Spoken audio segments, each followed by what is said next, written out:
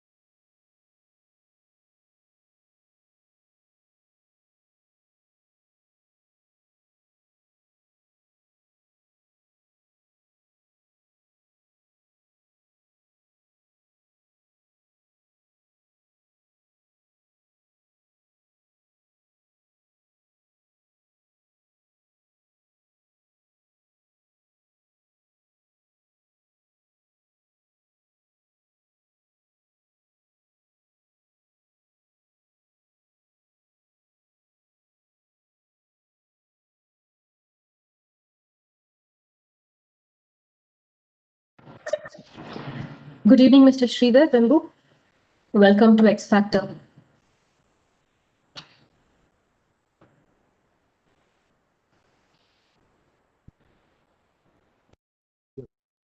Can you hear me? Yeah, we can hear you. Can you hear me? So what's the format? Is one is going to moderate or ask me the questions? Good evening, Mr. Sridhar. This is Jay Prashant here. Glad to have you with us. And the format is going to be more a moderated session, as discussed with Ms. Akshaya. Yeah. So I would prompt the questions and we could. Yeah, you sent me the questions, I saw that.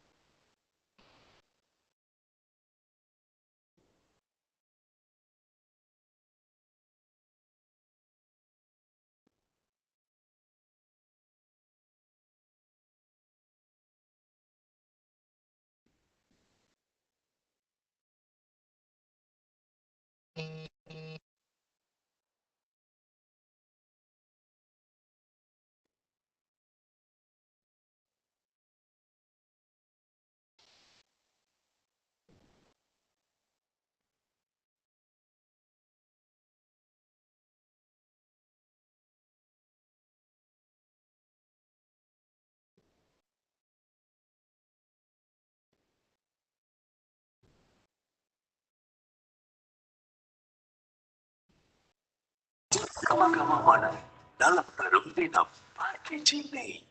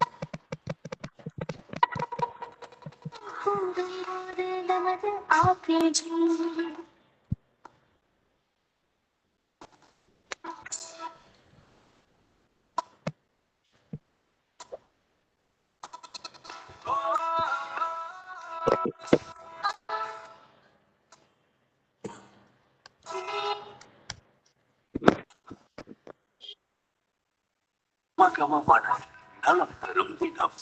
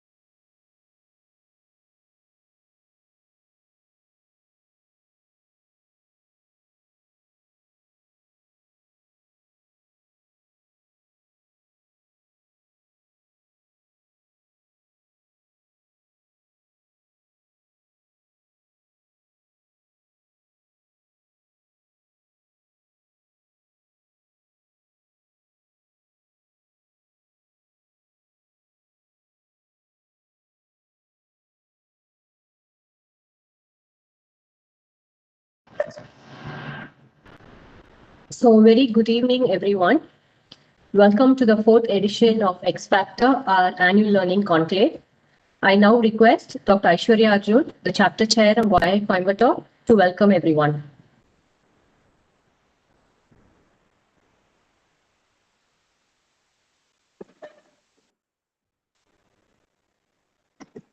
Thank you, Vaishnavi. Good evening and welcome to yet another exciting edition of our annual learning conclave, X Factor. The Young Indians Learning Conclaves are flagship events of YI, providing opportunity for members and other participants to converge on a common platform to discuss and debate on issues of importance for the development of our country. Our learning conclave, the X Factor, received an overwhelming participation of over 1,850 delegates from across the region. The theme of this conclave, Innovate, Lead, Succeed, is really about the spirit of the youth of India and aims to bring together thought leaders that would be relevant to the next generation. This session is a mix of speakers from business, sports, media, politics, science and technology, innovation, diversity, and social purpose. John F. Kennedy once said, "Leadership and learning are indispensable to each other." We're incredibly fortunate, therefore, that learning and leadership are both integral parts of our organization that all of us are passionately committed to. The past year has been unique to all of us, where our leadership and learning both have been tested. We have been compelled to rethink, reevaluate, and replan in many ways. What is remarkable is that the spirit of Young Indians has endured even during these times, and we have come a long way and became an organization of 3,300 members across 55 cities, engaging youth across the country. We at YI Coimbatore constantly aim to bring the city together through our projects and initiatives. Our 13-year-old Coimbatore Villa is one such event. Coimbatore Villa truly celebrates the spirit of Coimbatore. January 2nd, 2021, the city will celebrate its strengths, uniqueness, and culture with nearly 100 events spread across 10 days, organized by several partnering organizations across the city. Staying mindful of the pandemic, the 13th edition of Coimbatore Villa is going to be completely virtual this year. All the events by the partnering organizations have been redesigned to be conducted safely while observing the norms to prevent large gatherings in our city. Unhindered by the constraints of events conducted physically, this year the Coimbatore Villa will witness audience and participation from all over the globe, celebrating the spirit of Coimbatorians world over. The work on reaching out to the Tamil Sangams across the globe is underway. The main focus of the 13th edition would be to give back to the city and society by conducting events that address people from all walks of life, while ensuring that the impact is felt and seen long after the villa. Events to involve citizens to encourage fitness through running and cycling, involving restaurants to celebrate through food, events associated with climate change, the pitch for startups, virtual heritage and eco tours, cultural events, initiatives to bridge the digital divide between the urban and rural children are some of the events planned as part of the villa. I therefore urge you all to come celebrate with us and bring back the spirit of joy and togetherness in our city. With no further delay, let's move on to the event of the year and the evening that we've all been looking forward to.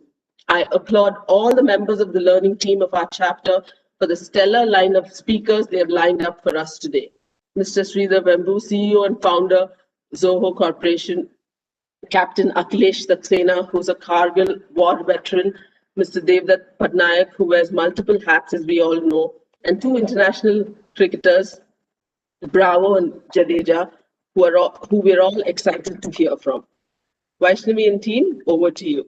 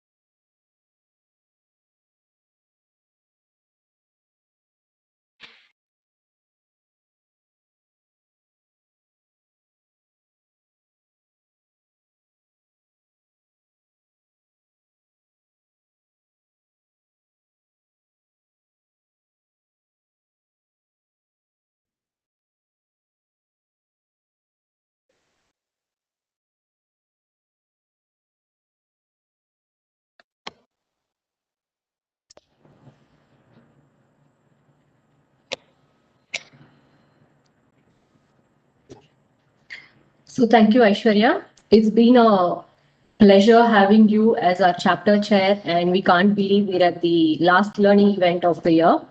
So as Aishwarya already mentioned, the theme of X Factor is innovate, lead and succeed. And learning is one of our founding principles, and we always give importance to learning. So everyone, let's get started.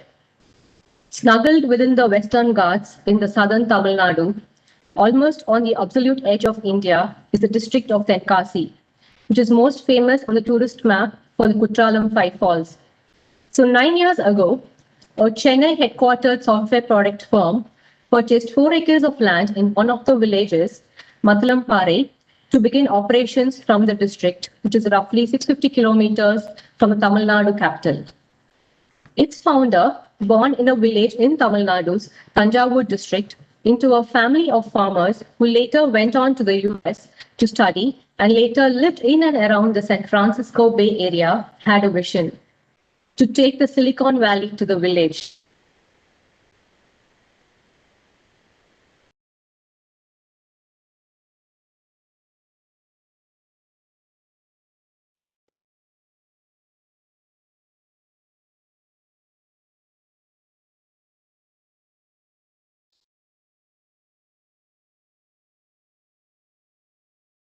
Actually, I cannot run this video.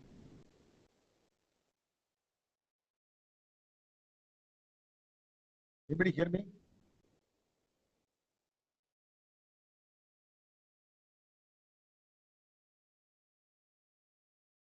Yeah, we can hear you. Just getting this fixed.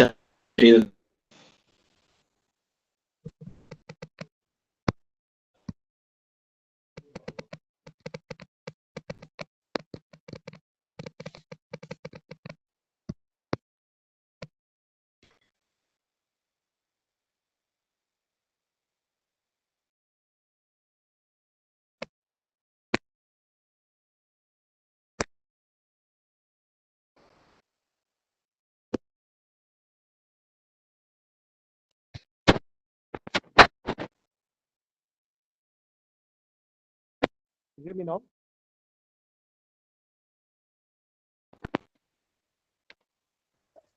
You hear me now? Yeah, I can hear you, Mr. Sridhar. Yeah. Yeah, I'll try from another connection because somehow the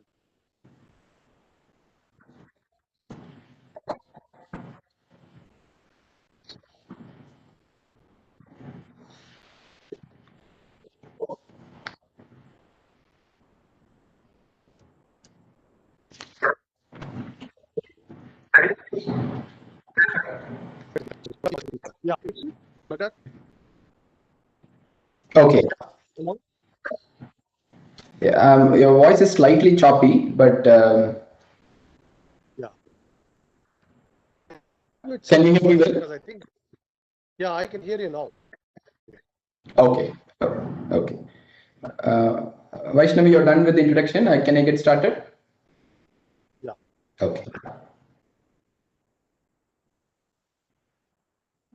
Fine. Good evening, everyone.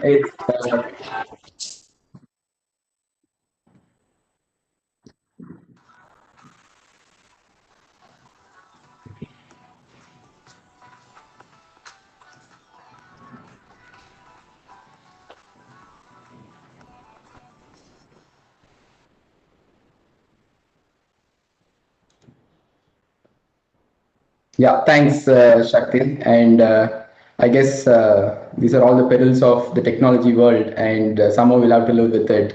Without much further ado, good evening, everyone. It's indeed my pleasure to be part of the fourth edition of X Factor, and we have with us a stellar lineup of speakers, like Aishwarya mentioned. And to start with, we have an entrepreneur who certainly has done most of the things in a different way than the norm. Mr. Sridhar, it's a privilege to have you with us to share your wonderful journey, and we are eager to listen to your leadership lessons. So, Mr. Sridhar co-founded Zoho Corp in 1996, and he's been the CEO since 2000. Yeah. Yeah. Yeah. So perhaps you can.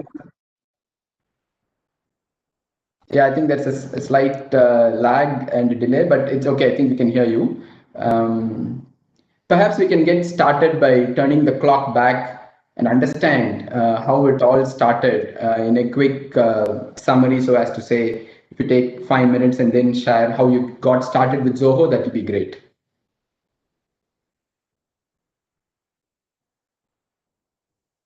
This was actually a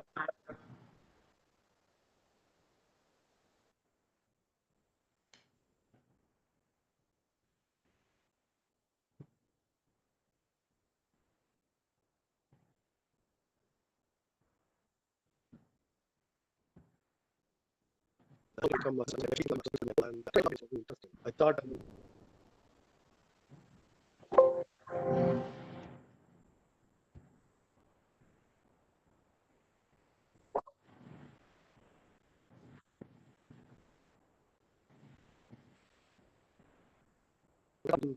a lot of technology, a lot of the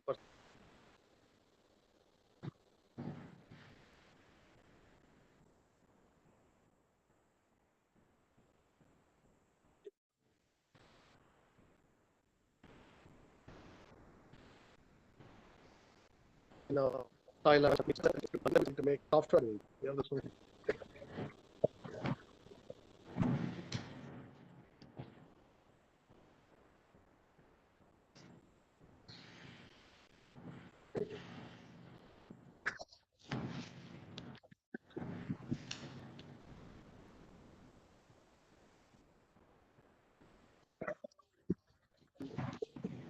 6. Okay, and now it's 24 years. Now we're coming up on the 25th year next year. And early days we didn't have a particular product, and when we did that, it was a slow journey at first, but at least the voice is not clear. Sorry, but, been trying to.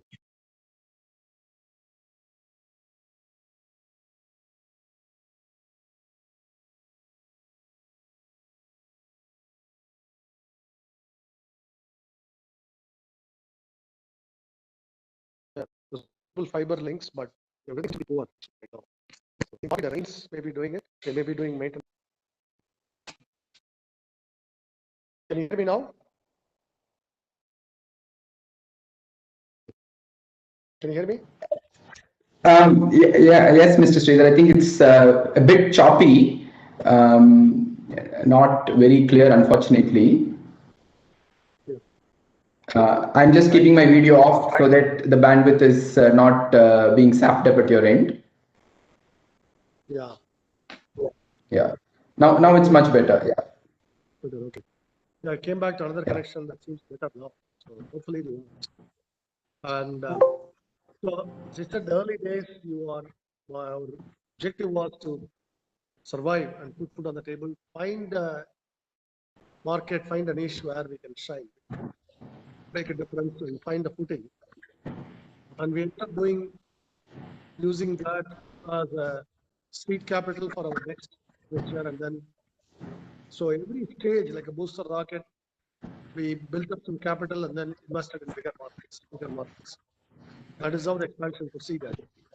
So in about 24 years now, we have come to about 9,000 people. 9,000 people now, and so that is the growth story. And it was all bootstrapped, internally built up. Now the pace can accelerate because we have reached a sizable thing and we have reached market. The early days were very slow. So I always say when you are starting bootstrapped, it is better to start with -5 years than a 0 year.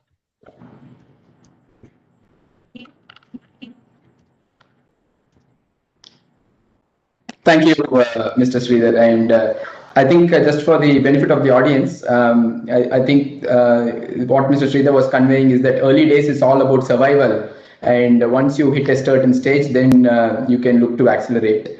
And I think the vision when he wanted to start Zoho was that there were not enough products that are being built in India, and hence that was one of the main reasons that his passion was to start something in India and provide to the world. I hope I got the gist of it, Mr. Sridhar. And yeah. So moving on, since you spoke about bootstrapping and going on, I think at the moment, Zoho is now at a staggering 50 million users as we speak. So they've reached a scale in the last 2.5 decades that is phenomenal. And but still, they have been successfully running the bootstrap unicorn, and yet they have not gone on to raise external funding. It sounds like an oxymoron for sure, but most of the companies now wants to go for funding or wants to do an IPO, whereas Zoho deliberately hasn't taken that approach.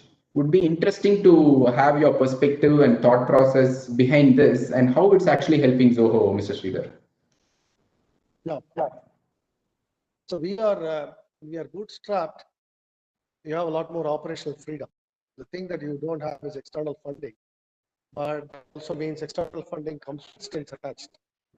So you have to actually, at some point, you have to respond to their immediate Wall Street concerns.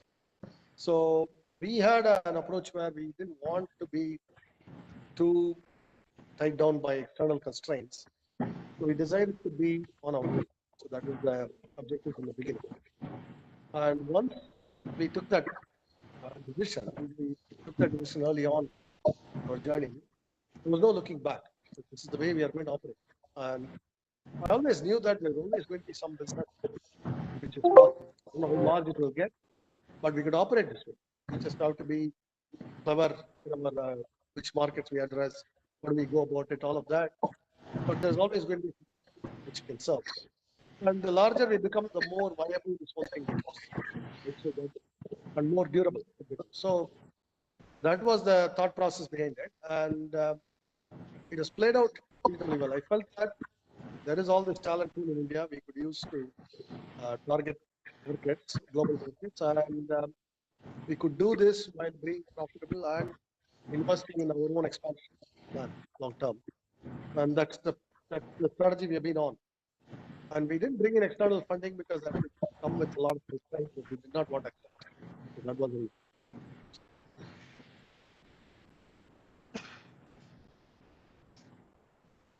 It's very interesting the way you put it, and you make it sound very simple, but at the same time it's very meaningful as well. Moving on, now that you also mentioned that Zoho is touching around close to 10,000 employees, I think the culture or the organizational culture, I think, plays a key role for any company to sustain and be in the business for a long term. So related to that, I have two questions. How do you define the culture at Zoho? And the second question would be, how do you also get your 10,000 team members to imbibe the culture and implement in their day-to-day operations? So culture is how people work together in a team. What are the attitudes they bring to the company, the colleagues, the customers, all of that. And we have always had a culture where people are, there's humility is a fundamental virtue, contentment is a virtue, and gratitude.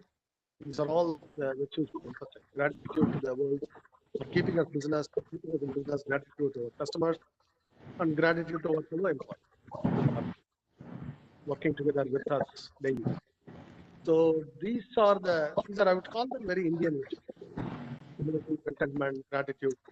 These are what our spiritual masters have taught us. And so that was how we have wanted this company to be from the beginning. Along with it, of course, we want to emphasize innovation, solving problems, all of that. Those things are important, obviously.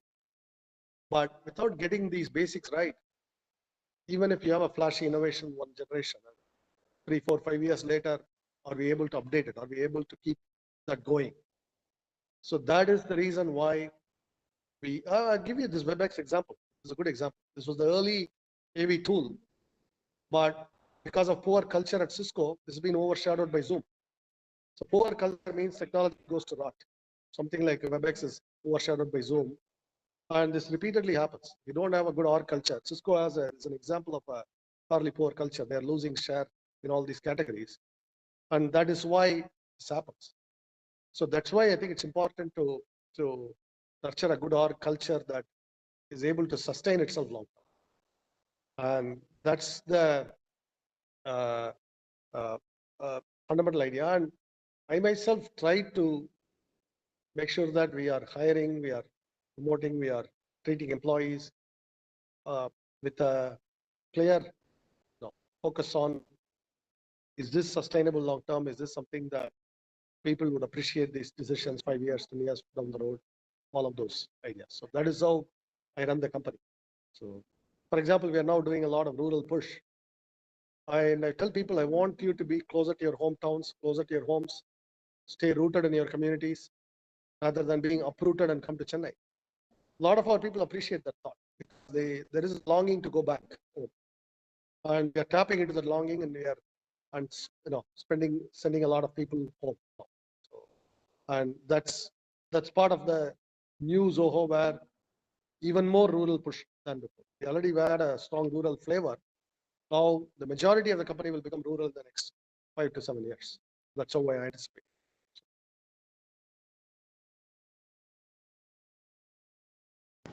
Thanks, Mr. Sridhar. And I'll also come to the rural part and how you are going about it, and that's very fascinating and interesting. But in this process, you also mentioned something about innovation and how culture plays a role in having the sustenance of the innovation in your workforce as well.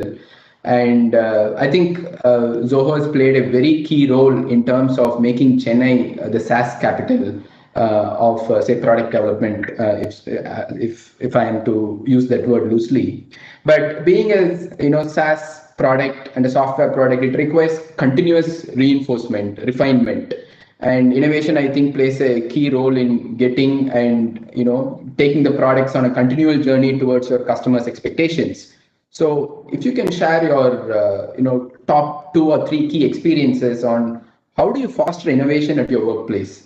And this is something that will be very useful for all of us, because I think a lot of entrepreneurs are in this forum and a lot of aspiring entrepreneurs are also there. So how do we get that innovation to get into the workplace and foster this as a value system in our day-to-day activity? It's what aspirational challenges leadership is able to set. So right now, for example, we are working on a AV platform that's highly scalable.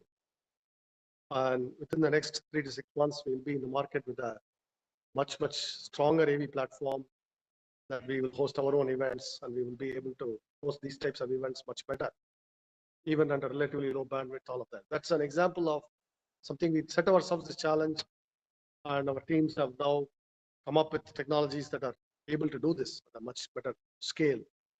And that's continuous. We are actually constantly challenging ourselves that way.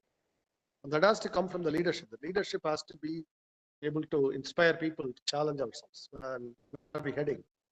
What is our next thing that we are doing? And why aren't we better than Google or better than Zoom? Or these are the questions we have to be constantly asking. And if the leadership is asking that, and we actually make ourselves feel bad when we are not better than the competition, then it creates a culture where we have to excel and we have to do better in terms of the product, all of that. The market will take care of itself. First, let's show the product. That's how I say it. Let's first show it in the product. And that culture comes from the top, and it has to be spread throughout the organization. And this is something that I've been running the company on for a long time now, that people know what would excite me. Show me the best product that will excite me. So that is the most important thing that we value in Zoho. And that, once that is set, the tone permeates the organization, and that is how we stay ahead. Innovation is not something where you have a special innovation chapter in Zoho that does it. It's a job that is throughout the company. Every employee has to be in it. Every engineer in every team has to be thinking about this. How do we improve our products? And even users within Zoho, somebody could be using our spreadsheet. We are asking them, post your thoughts on what is your experience. How do we do this better? So that is how we are doing.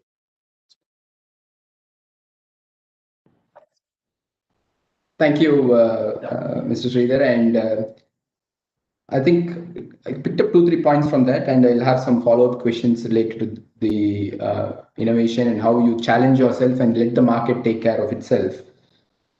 On a similar note, since in this forum we have a lot of entrepreneurs today, And most often than not, we are always at a decision-making mindset, and we'll have to take a number of decisions based on limited clarity, I would say. Maybe not fully clear on which direction to go. So when we are uncertain, how do you take decisions? And do you have any kind of decision-making matrix or philosophy that you go about? Yeah. Actually, my decision making, in fact, interesting you asked the question. My decision making philosophy as it pertains to products is embrace uncertainty. Embrace uncertainty. Don't fight it. Accept that there is intrinsic uncertainty in everything we do. So we are not going to be able to predict exactly the course of the market. I'll give you an example of that embrace uncertainty. Next year, we are going to launch our new partner. And can we predict exactly what the market pickup would be? We really cannot. Yeah. Really cannot. And we actually have to go to the market, put out our product, and create some visibility and see how people respond to it.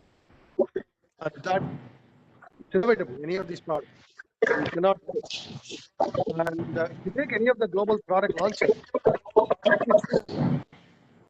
how will the market receive it is not something that is very predictable.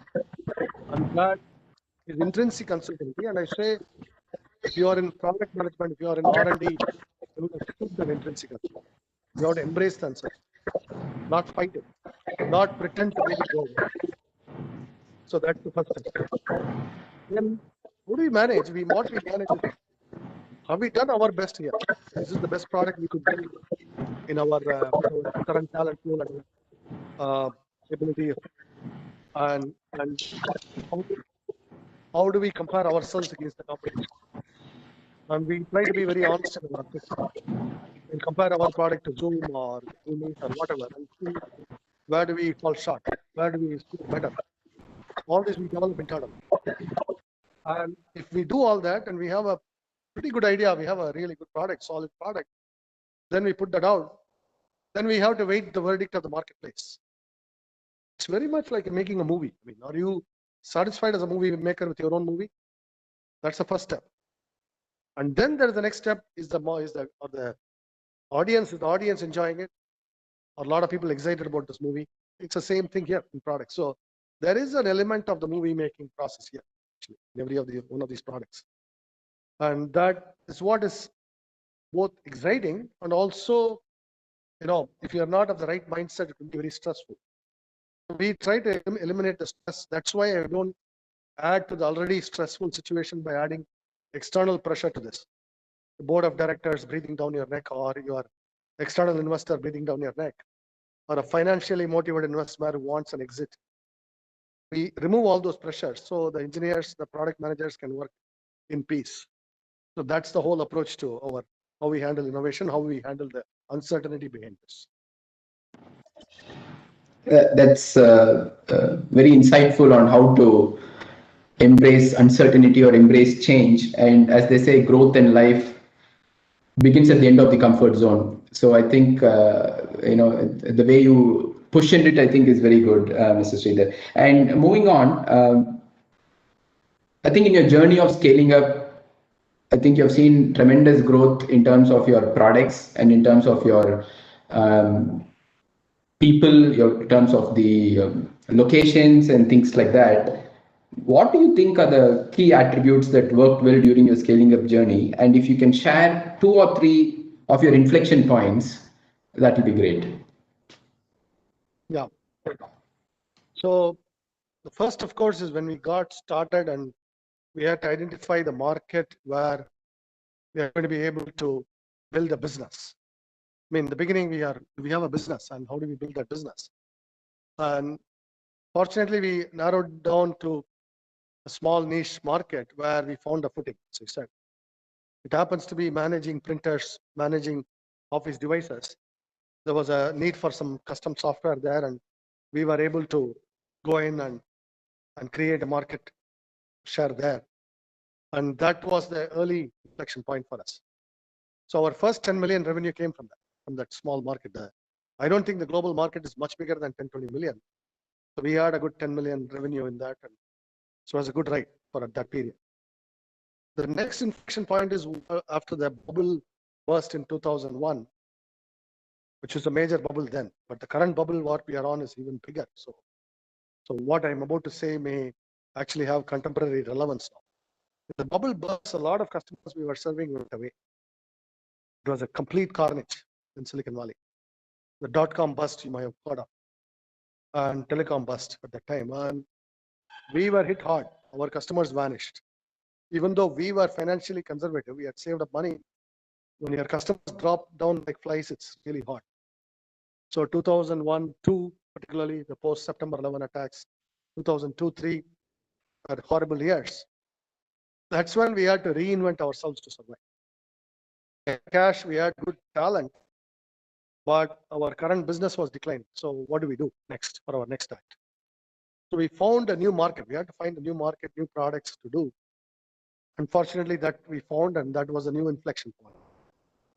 And the third inflection point was the cloud, which followed about 2 years afterwards. After that, we found our footing. It was management, and we were able to penetrate the market. We were able to achieve some success. Then we started looking at the cloud as a major long-term opportunity. That's how Zoho was born in 2005. And now Zoho has become the mainstay of the company. So that's our, so when we were first birth and then a rebirth and then the rebirth, second rebirth, that was Zoho. And today the company is known for Zoho. So that was the cloud opportunity. And we realized it has to be long-term. We have to be very, very strategic about this, keep going. And 15 years now, we have a very solid presence in the cloud. And so it is bearing fruit. It has borne fruit. So it was the third inflection point. It's almost like a reinvention of sorts in terms of the approach and the strategy. Each of these was a reinvention. Because actually, you could almost call it a new company. Right? Each time we are reborn, born again in a way, in a new avatar. But the same people, but we reinvented our attitudes, what kind of markets. And I'll actually say it this way. In our first market, we were selling $100,000 kind of sales to very few customers, few hundred customers around the world. The second in reincarnation, we actually were selling about $1,000 to $5,000 software to hundreds of thousands of customers. The third one, now we are at $10 per month or $5 per month kind of software to millions, tens of millions of customers around the world. So every step, our price points have lowered drastically. The potential volume of the market has exploded drastically. So that is the journey, and that requires an inflection point, because in a way, when you sell one customer $100,000, it's there is a solid chunk of revenue coming in. But to build up these $5, $10 increments and to build to $100,000, it takes a lot of effort. And in the beginning, our people were even asking me, "Is it even viable what you're saying?" I said, "You watch, it will be viable as we build up volume." We have built up volume. The volumes are there now. That's amazing how you question all the 3 inflection points, and thank you for that insight. And I think the numbers also gives us clarity on how the growth factor has been. At the start, our chapter chair, Dr. Aishwarya, quoted JFK saying, "Leadership and learning goes hand in hand." This is a very fascinating aspect at Zoho, friends, is that bulk of their workforce are not really from tier 1 engineering colleges. And like Mr. Sridhar mentioned at the start, they're seeming to go away from work from home to work from village kind of mantra. And it's amazing to see how a number of rural talent are trained and are able to build world-class products. I think this is very fascinating for us, Mr. Sridhar, and if you could share how you're going about it and how this is being achieved, I think that will really thrill the audience. Yeah, if you look at the IT landscape, or even other companies, automotive companies or other kind of manufacturing companies, look at where the talent pool, particularly where the engineers are coming from. You'll see in Chennai and Bangalore and Mumbai, they'd come from some small town or a village, typically. 80% of the staff of software companies in Bangalore do not come from Bangalore. right? They will come from Andhra, Tamil Nadu, and some rural district. There'll be a person from Theni or Tenkasi working in Bangalore. It's very common, right? These are very common sites. You will see it. So I decided early on that this process is actually going about it the wrong way. They're bringing talent sourced from Tenkasi and Theni and bringing them to Chennai and Bangalore. In fact, I would argue worse. We are uprooting the talent, we are uprooting the topsoil and transporting it to Chennai. So this person is cut off from their roots. They feel a little bit alienated in Chennai because Chennai or Bangalore can be very alienating. I mean, there is two Indias, right? There is India and Bharat. They're bringing a person from Bharat and shoving them in India, and they have to feel bad about everything. Yeah, I don't know how to eat with a fork, and I don't know how to speak proper English. Screw proper English. Who cares about proper English, right? We are not run by Englishmen, are we? Still, why do we care about speaking proper English? These are things we throw out and so. Nobody is ever, criticized for not speaking proper English. For example, that's not a non-requirement. English speaking skill is a non-requirement. Your engineering, your coding, your programming skills are much more of a requirement. So that is what led us to this, because I realized that the way we are going about all this is wrong, completely wrong, wrong-headed. So I decided that we'll actually make the company be a company of Bharat, not of India, not of the British India, particularly I'm going to say. Because are we still slaves? That's what I ask. Are we still slaves? I mean, do we have to study their curriculum? Can't we think for ourselves?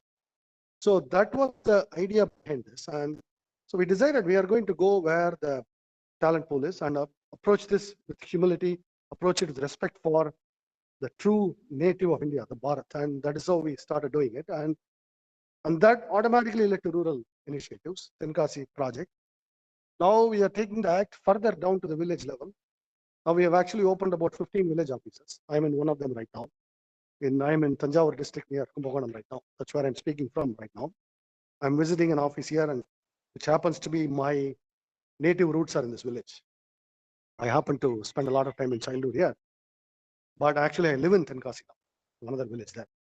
But I travel around the state now, and we have made a decision that most of our jobs will be located in these village clusters now. People from neighboring towns are welcome to work here. So we are reversing the trend where we are saying, come to the village and work. You don't have to go to the town to work. So that's the reversal we are doing. And a lot of our employees are excited. In fact, there are engineers who are born and brought up in Chennai who are now moving to villages now, because they see the appeal, they see the space and all the things that I have experienced, right? And people are seeing it. So we are changing the pattern of this. And I want to say, all of us elite, I mean, if you are in this program, you are part of the Indian elite.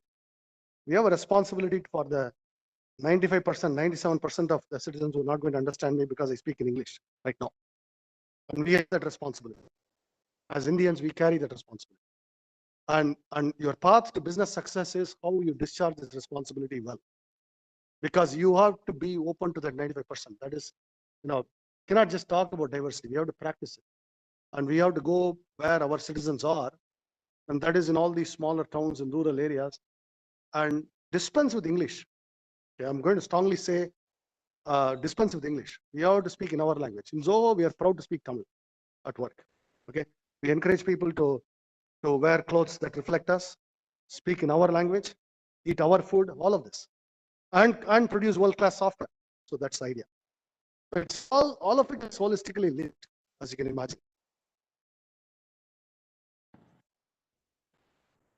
Absolutely, Mr. Sridhar, and I think very contextual, relevant, and experiential in the way you put this forward. And at YI, we have a core value saying that be the change you want to see.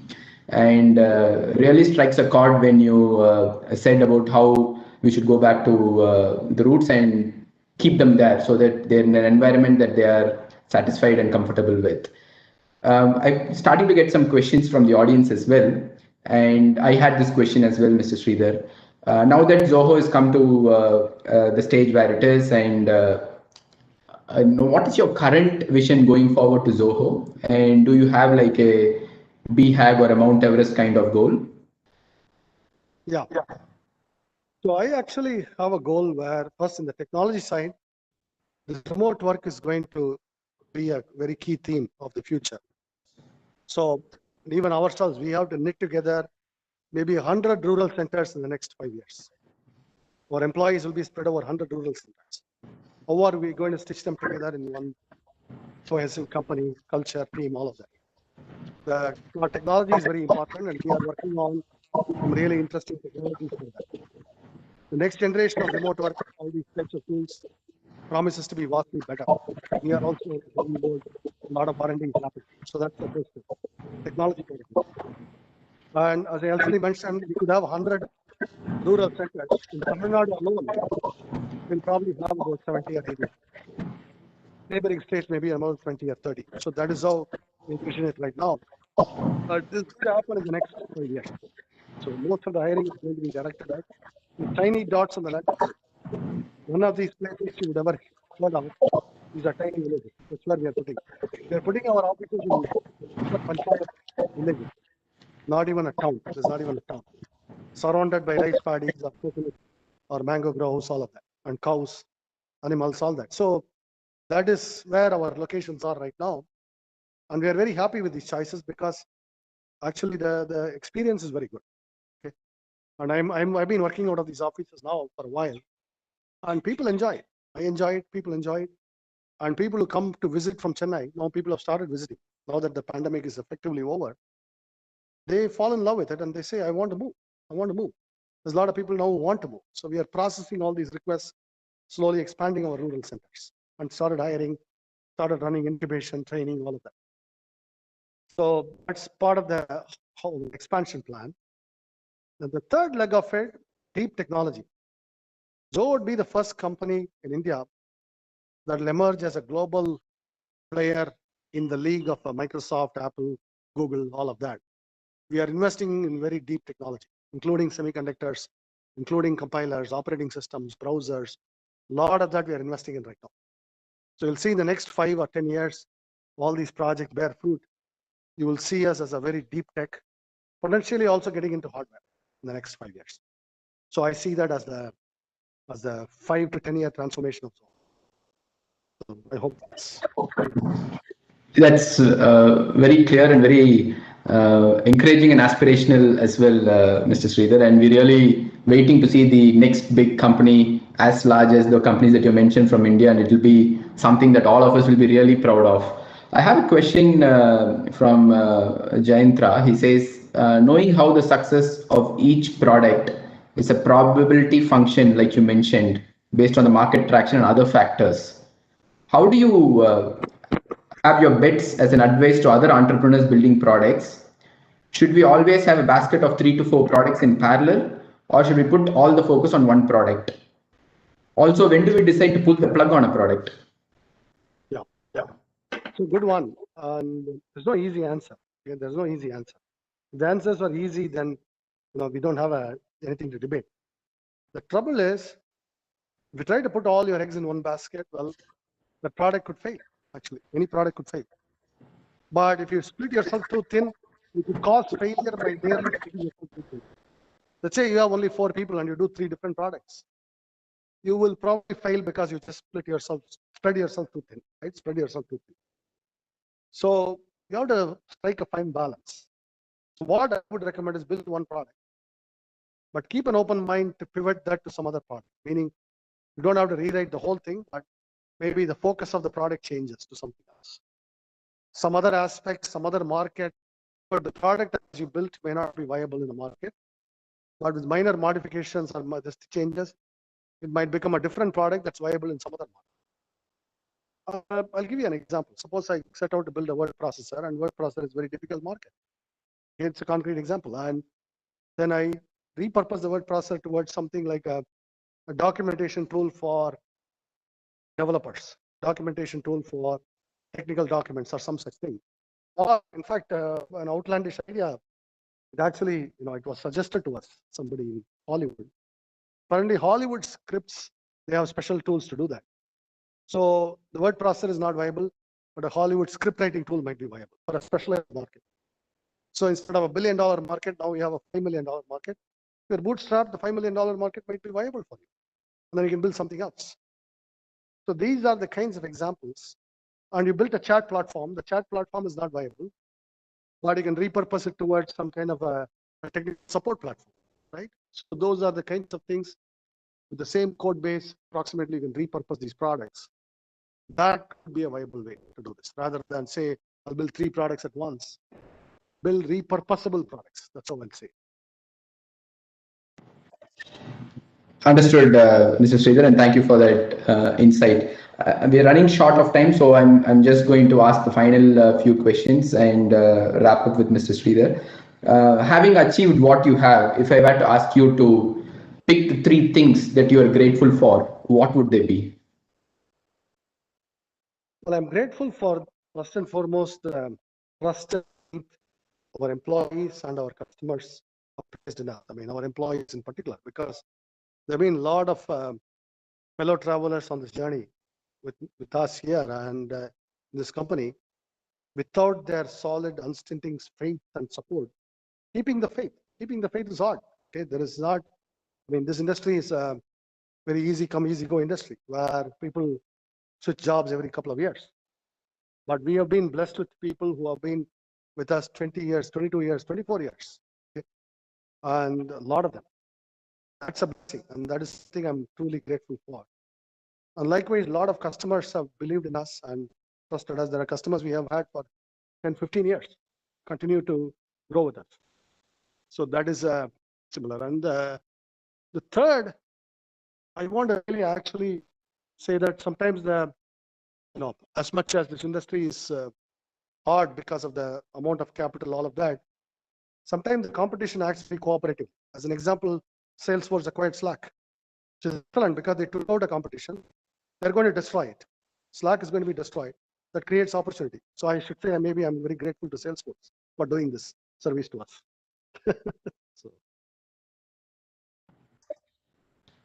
I just saw your, I think, tweet on Slack and Salesforce yesterday, I believe. So we have a number of college students that are attending this session today. They are also a very important stakeholder of young Indians because we have a focus to ensure that we give them opportunities and platform for the youth of India who are a future generation as well. What would be your message to the Yuva and the college students over here? Yeah, I'm going to say, if you always believe that there's something, that there is a new opportunity, there is opportunities out there. And there's always people telling you this window is closed or that is closed. And I would give you a different perspective. As long as there is a lot of unemployed people, there's an opportunity for an entrepreneur to employ them and add value. That's how I'll say it. As long as you find unutilized talent, you can actually create value out of that by utilizing the talent better or putting it to use in the first place. Somebody unemployed, putting them to work would be an opportunity to create some value. So think that whenever you see unemployment, underemployment, don't get disillusioned. Think of it as an opportunity, a problem that you get to solve. In your region, in your village, in your wherever, there's an opportunity here. Think that way. Think of every problem as an opportunity for somebody, right? And that's the first thing that I would say, most critical thing I'd say. Second, I'd say have always optimism about you. Because optimists succeed, pessimists fail. It's self-fulfilling, okay? So try to be optimistic, not delusional, but optimistic. No matter what happens, something will work itself out. And also, I know in all this, this might sound like pessimism, but it's not. All of us are going to die. Rich, poor, success, failure, all that's the Hindu spirituality, right? Why do we put sacred ash on our heads? To remind ourselves we are going to ashes. That's important because that is actually humility. No matter what I do, succeed or fail or whatever, the ultimate destination is the same. Then we don't worry about it too much. We don't attach ourselves to the result too much. We say that, let me enjoy it today, doing it today. That's actually an important attitude to cultivate. It's hard to come by when you're young, but it's important attitude to cultivate. That's how we can sustain this long term. It's easy to get projects started, but can you endure? Where does endurance come from? How do you sustain it year after year after year when seemingly it's not going anywhere or it's very moderate at best, all of that? That's where it comes from. You have an attitude of humility and enjoyment of the present right now, then you can continue. So these are the things that I would tell young people. Thank you so much, Mr. Sridhar. I think to sum up, he's saying that building businesses or life is more about a marathon and not really a sprint. We are unfortunately short of time, and I'll quickly conclude with the fact that Zoho has emerged as the largest product company in India while pursuing a unique set of choices that includes hiring, product strategy, location, and customer satisfaction, but all driven by a very holistic philosophy that puts contentment, gratitude, and humility as its key virtues. It's also fair to say from Mr. Sridhar's talk that Zoho values freedom over IPO and wants to be a global leader through innovation. I think the one best quote to sum up the session would be, when it feels scary to jump, that is exactly when you take the jump. Otherwise, you end up staying in the same place for too long. Thank you, Mr. Sridhar. It's been a pleasure talking and interacting with you. I think, except for the technology part of the video part, I think your voice was loud and clear, and we have a lot of takeaways from your session. Thanks a lot again. I know you have a very important schedule after this, so we'll allow you to go, and over to Nirmal to do the concluding and thanks. Okay, thank you. Thank you so much. Thanks a lot. Yeah. Thank you, JP. Thank you, Mr. Sridhar, for your time. It was a very good session indeed. And thank you. And your strong work ethic and top-notch work culture has not just helped us to build your establishment, but also build faith in how the nation should be building itself. And I think I should also bring up Ray Kinsella's quote, "Build it and they will come." And I think you're doing the right way, building it in the villages and then making people come towards it. And there are several takeaways that I need to mention, but I think Mr. JP has already covered a few. But there are some more that I would like to pull out, something about continuously challenging ourselves and reinventing ourselves and seeing every problem as an opportunity to build and develop ourselves is something that I would try to reiterate. And your concept and belief of molding workforce in situ and concentrating and identifying values that really matter in that workforce that is locally available. It's been a great pleasure having you this evening. Thank you, Mr. Sridhar. Thank you for making time for us. Thank you. Goodbye. Before we move on to our next session, we'll be having a short video about YI called The Colors of YI.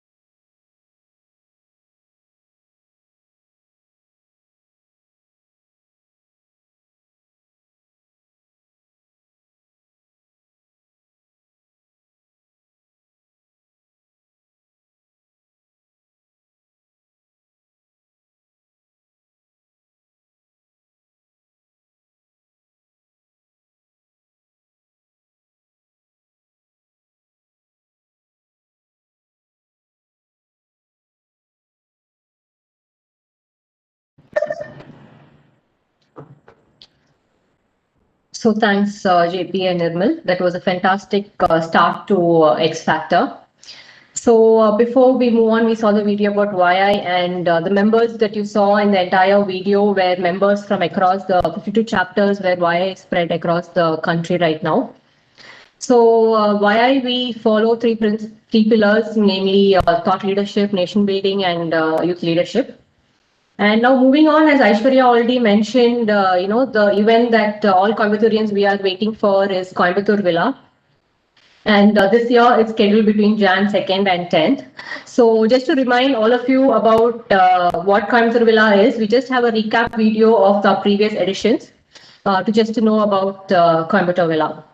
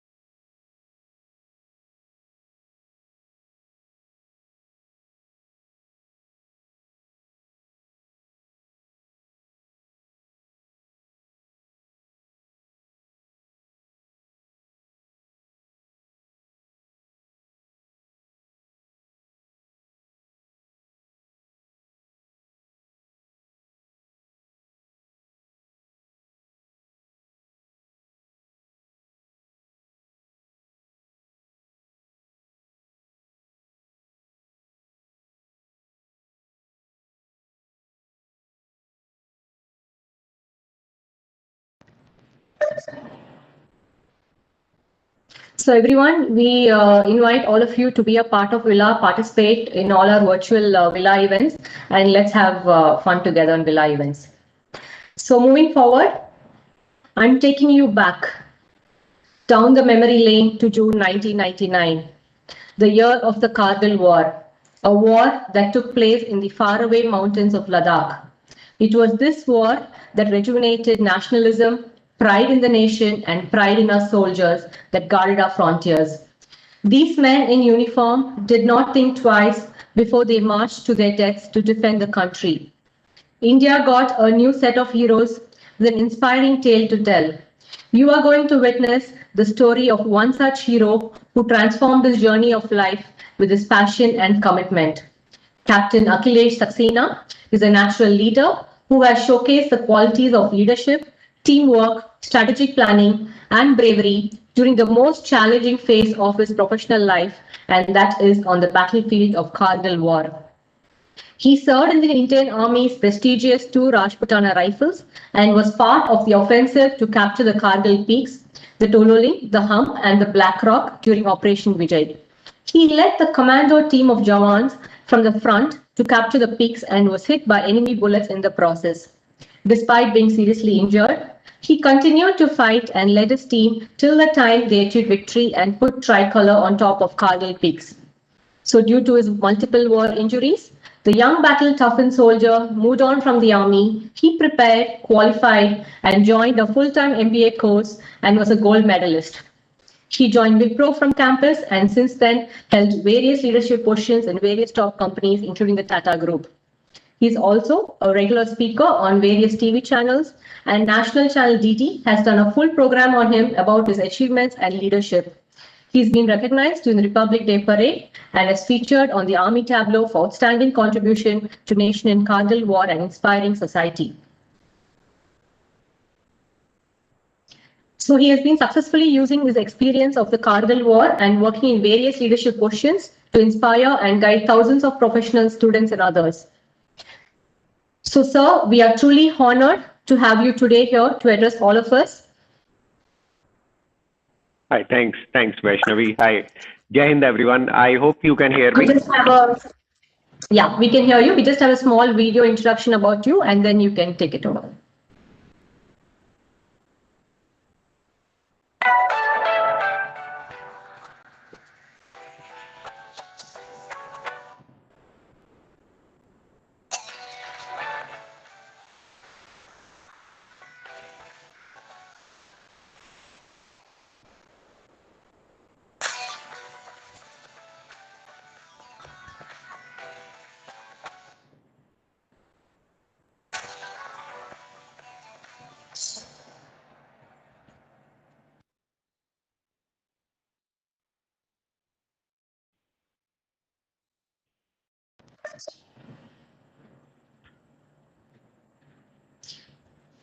Over to you, sir.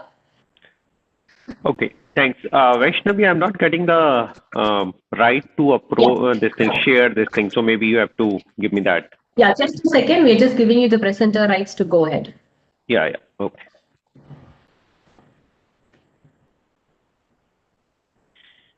Yes, sir, you can proceed. Yeah, thanks.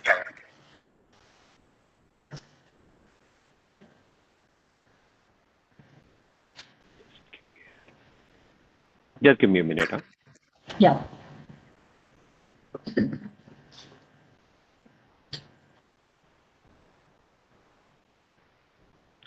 All right.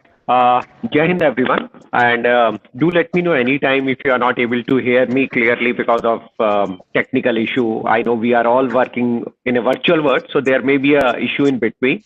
But I will request some of the moderator or the organizer to, just let me know if you are not able to hear me at any point of time. All right. So just to start, the topic which I have taken today is winning in difficult times. Right. So it's very important to be winning to achieve different success in life. But I think it becomes more important when we are able to win in a difficult time. And difficult time like this, right? It's a pandemic situation. And I'm sure many of you are going through this difficulty. I'm hearing a lot of other noises. Can everyone go on mute, please? Just mute your thing. Yeah, just mute yourself till the time you speak. Thanks a lot. Yeah, Mr. Akhilesh, if I may just interrupt, if you can just full screen your PowerPoint, that will be great. Okay, all right. Is that okay now? Thank you so much. Okay, thank you. So when I talk about initially, we talk about the situation which we are facing right now, as a country, as a society, as a business, right? This pandemic situation came all of a sudden. None of us were prepared for this.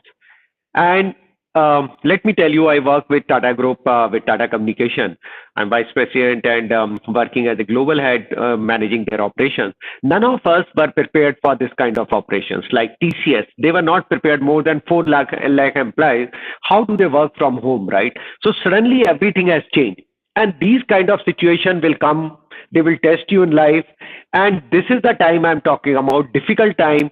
Can we win in difficult time? That's the topic of the discussion today. Or I just want to, go through some of the learning. I don't want to give you any gyan because I don't believe in that. What I just wanted to share, little bit journey of my life, some incident from my life, some incident from the war, and how actually being in a very, very difficult situation, what attitude, what are the few quality which can turn the things inside out. So that will be as relevant, and being in now corporate for more than 17, 18 years, looked at a different profile. I actually use some of these lessons, some of these learnings, some of these value which I'm going to share, and I really stand by them. So this is not from any books, or this is just theory. This is something which has been practiced over the year. So what's happening, current situation is we are having difficulty in managing virtual, right? Because we were not used to this. Everyone was coming to office in most of the businesses. Suddenly, how do you run your business in a virtual environment? How do you connect up with your customer? How do you still create a value and provide a value to your customer, right? Each one of you must be facing this kind of challenge. I'm sure we also faced as a part of Tata Group, and I'm sure each one of us have a lot of impact because of this sudden change in the lifestyle. So what's the impact on business? Many business actually came on to the verge of getting shut down till the time they totally transform themselves. The business model itself has to change. Otherwise, it's very difficult. How do you communicate? Because most of the kind of a communication was more of, physical meetings. Like this meetings we are saying, I'm sure it was much more better if we are kind of meeting in person. But then how do we change things and ensure that we are still as efficient as before while changing the way we work? How do we ensure the productivity in business, right? So many businesses again have to go back to their drawing boards and need to see that, how things are changing. And uncertainty about future, because though it's 8-9 months, but still do not know how long vaccine is going to come, how effective is the vaccine, we really don't know. So we need to be getting adjusted to this new normal. So it's a difficult situation for us as an individual. It's a difficult situation for entire society. It's a difficult situation for the business, which many of you are managing or you are part of. Right? So how do we deal with this kind of situation? So what I'm going to do, rather than just giving you some of the clue, I'm just take you back around 20 years back. So like pandemic happened for entire India right now, COVID-19, suddenly, Pakistan started a war and we were taken by surprise. So I'll take you through that environment, and then I will draw parallels between these two, and then some of the value system or some of the things which really helped us being a winner in that situation and what we can take away from there. So this is how I'm just going to build my talk today. So this is the situation I want to take you. These are the mountain peaks, right? These mountain peaks, they are like a natural border between India and Pakistan. And these run from Srinagar till Leh Ladakh. Now, there is a road which runs parallel to these mountains, which is called NH1. NH1 is like a neck of India, because your entire stocking, your entire equipment, your food supply to Ladakh goes through this road. And this is open only for 6 months, only during summer. Winter, it's all closed because of the extreme cold. And right now, you guys must be hearing about the Galwan, right? Leh Ladakh. Our troops are fighting with Chinese in this difficult situation. So this is the same road which is so important to ensure the supply to Leh Ladakh. The larger plan of enemy was, okay, and another thing, all these mountains, they were winter vacated posts, means in winter you cannot maintain your troops over these posts because everything has to be supplied by air, and 4 times your helicopter goes, he will only be successful maximum 1 or 2. So the cost of maintaining your troops on these peaks was very high, both for India and Pakistan. So there was an unwritten agreement that what we will do during winter, after September, both the troops will come down from these peaks, and these will remain vacated till winter. And in April, May, your troops again used to go back to these peaks. Now, what happens? In summer or after winter of 1998, when it started, both the troops came down, and Pakistanis started slowly sending their troops on top of these mountains.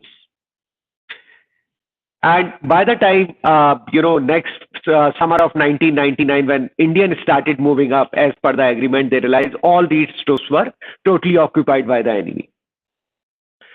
Now here temperature is -28 to -42 temp, right? Many of you must have experienced what it's like to be in sub-zero, maybe -2, -3. You must have seen this, but you really don't know what it is to stay in -28. It's difficult to even breathe.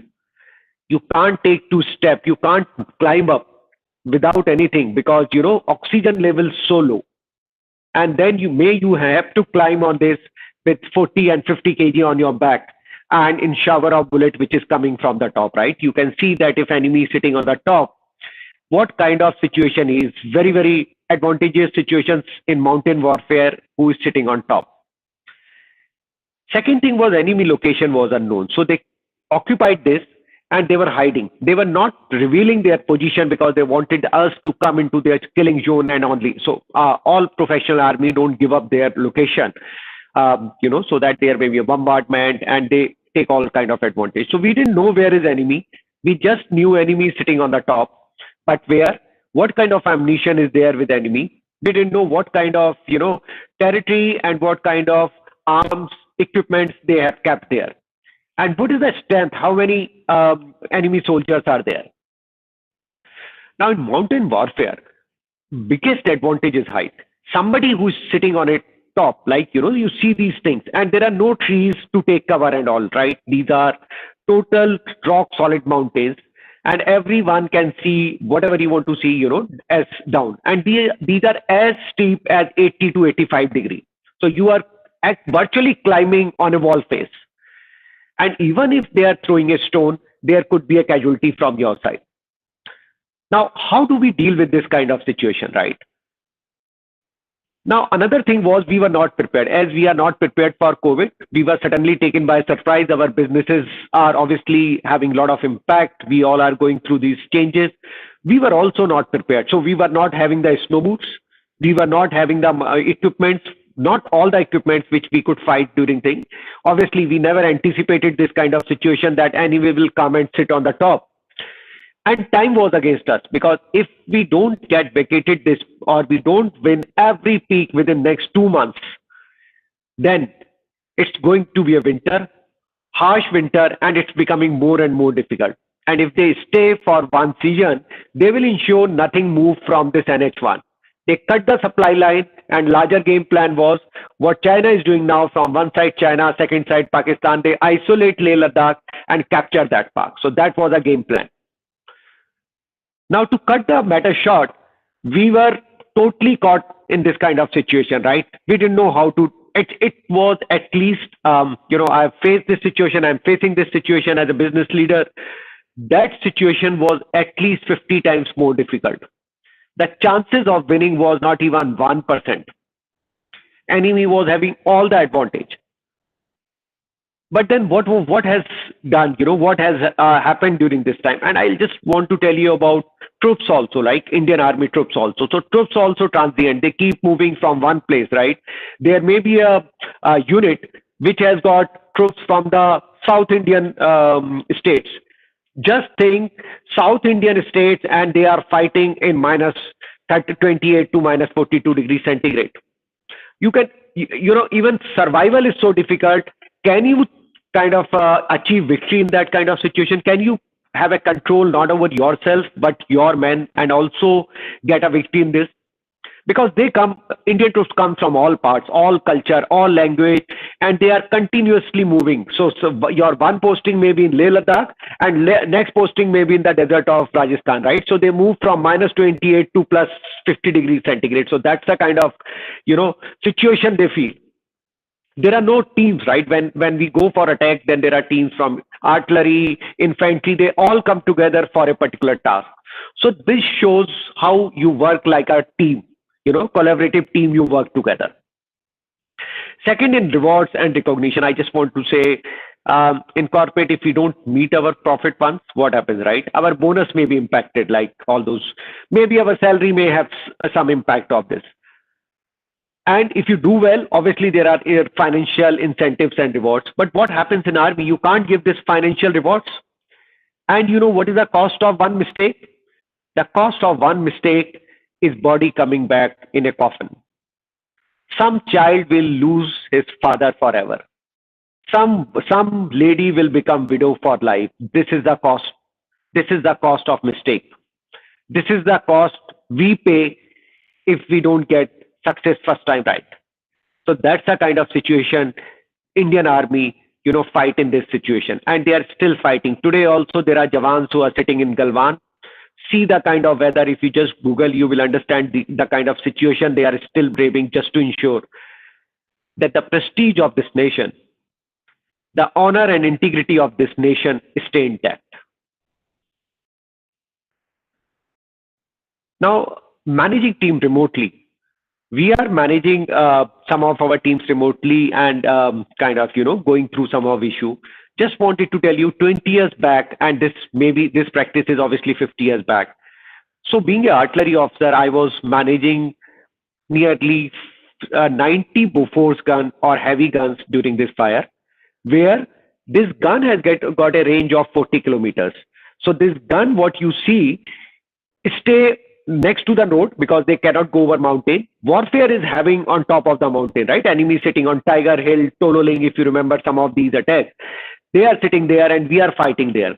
Now, why we use this gun? We put a lot of fire, massive artillery fire over enemy so that he keep his head down. And when we are going up with our troops, they cannot make a direct fire, right? Only that's how do we move? So this is called fire and move technique. So we put a lot of fire on enemy. Obviously, they will go inside their bunker, but that will give us chance to at least move up, during this time. So this is how we manage. Now, as a one artillery officer who is fighting on top of this hill, he ensure that he gives fire to these guns, and these guns which are placed around 40 kilometers back, they are being managed by somebody who is fighting there. So I was managing this 90 fire units, right? So how do we ensure that each round which is coming on enemy is right? Because if you make mistake, these rounds may go on to yourself also, on your troops also. So that's very important that you ensure that you do your planning so actively and perfect that you do not go wrong. Now there's a coordination between leader and multiple teams. So he's, as I say, forward OP officer who is managing these guns was ensure that he's managing his troops, his guns, which may be at a position of 40 to 50 kilometers. So that's a perfect coordination between each gun position from where the round is being fired and where round is coming, and our troops are moving up towards enemy. Even one mistake can spoil entire mission and life of hundreds of our jawans. So that's the kind of accuracy you need to ensure and work in this kind of pressure where you are fighting against weather. You are fighting against enemy whose location is not known. You are fighting against somebody who is continuously putting fire on you and you do not have any shelter, but still you can't stop. One of your soldier, one of your comrade may just die on the way, but still you have to go for your task. So that's the kind of commitment each one of us need to have when we think that it's a mission for us in life. So that can be a mission, and in our business, even if we take 10% of that, I think we will be able to do much better as we move on. Now, in this difficult situation, what's so important for each one of us, right? What will make a difference between a winning army? So in my way, winner's attitude was key thing, winner's attitudes and the leadership. And I more talk about self-leadership, which actually make all these difference. So there are two kinds of things. One is victim's attitude or victim mindset, and second is winner's attitude. So how do we ensure that in most difficult situation, you keep your attitude in a positive way? How do you ensure that, despite all these problems, you look opportunity in every problem which may come, right? In fact, what we see, every success will come with a struggle, with some risk. Anyone who thinks he will get all the success and all the achievement in life without facing the risk and the struggle, I think you are missing a point. It's very important. That's a part of the process. As we move on, I will talk about some of these things. So winner's attitude is very, very important rather than having a victim mindset. So look at everything that what can be done. So when we made attack on Chololing, our first two attacks were not successful because after a particular time, there was a cliff-like position. And as we started moving up, enemy put so much of fire, even if they were throwing stone, there was a casualty from our side. So 18 grenadiers who launched this attack, they were stopped at a particular place and they were not able to move up from there. Then this task was given to two Rajputana rifle. And we ensure that we learn from our failures. So two attacks which were not successful, we learned everything why they were not successful. What was hampering us. And this is something which we need to do in life also. We have to continuously learn from our mistake. So on the foundation of these two failures, we launch our third attack. The kind of commitment we had, each one of us, you can see some of the troops, right? Each one of us in Rajputana rifle, there is a tradition. They put a Kesariya Bana. If you, hear about this thing, and they say Karni Mata is something they always feel that, that's a kind of God is with them. So the significance of Kesariya Bana is that we are going for this attack, we will win or we will not come back. Despite knowing that the chances of victory is not even 2%. So each one of us put the Kesariya Bana before going to them. Not only this, many of them has written letter to their family, including me, because we knew we were going for this kind of attack and saying we may not come back, or we are going for such an important attack. We may not come back alive. Even if we sacrifice our life, this is something which we have given for a cause which is more important than any individual, right? So some cause are so important, they are so glorious that even if you do not achieve it, or even if you have to sacrifice your life, even then you should not be you should not be afraid of that. So with that kind of mindset, they have written this letter. These letters are kept in your box. And in case that officer or Jawan does not come back, then this box goes to their home. And that wife or children or parents, they open it. That letter is addressed to them. And that person has written before going for this suicide attack or commando attack, saying that I know I'm going for such an important mission. I may not come back, but this is what I want to say, that, maybe to father, to parents, to whomsoever. But just think the kind of feeling when you are alive and you are writing a letter to your dear one, to your family member, saying that while you will be reading this letter, I will not be here, right? And if we win, we come back, then we celebrate and tear these letters. And I was lucky enough that I tore these letters 3 times. I came back victorious in my third attack, though I was hit by bullets and splinters with the enemy fire, but still I was alive and I tore this letter. But some of my dear friends like Captain Vikram Batra, Captain Vijayan Thapar, Captain Manoj Pandey, they are no more with us because and their parents got the letter once they made the supreme sacrifice for things. So that's a kind of winner's attitude, that whatever happens, we will not give up. Now, another thing which I want to talk about, and I want you to have just have a learning or a life lesson, is about the flexibility and innovation. So your life things will not go as per plan. So you need to continuously have different innovation in your life. And in particular, these kind of situation, you will see there are many challenges which are coming. But what happened with these challenges, there will come new opportunity. So during Kargil war, in fact, we used the Bofors gun in a role which was not meant for. So all these large guns, they are like a parabolic weapon. It goes like a parabolic. Their round goes like a parabolic in that particular place. But in this, we started using this as a tank because tank cannot go to mountain warfare because of their size and all. So we started using guns in a direct firing role, using guns as a tank. And in fact, the manufacturer of this gun, they were also surprised that, Indians could bring such an innovative use of some of the things, right? But being innovative in a difficult situation and keeping your cool, right? Situation may be tense, but just don't worry. Things will turn around. It will turn around positive. So keeping that mindset, that winner's attitude, that whatever happens, it's we know that life is testing us, but so what? No success is achieved without struggle. No winning comes without risk or without failure.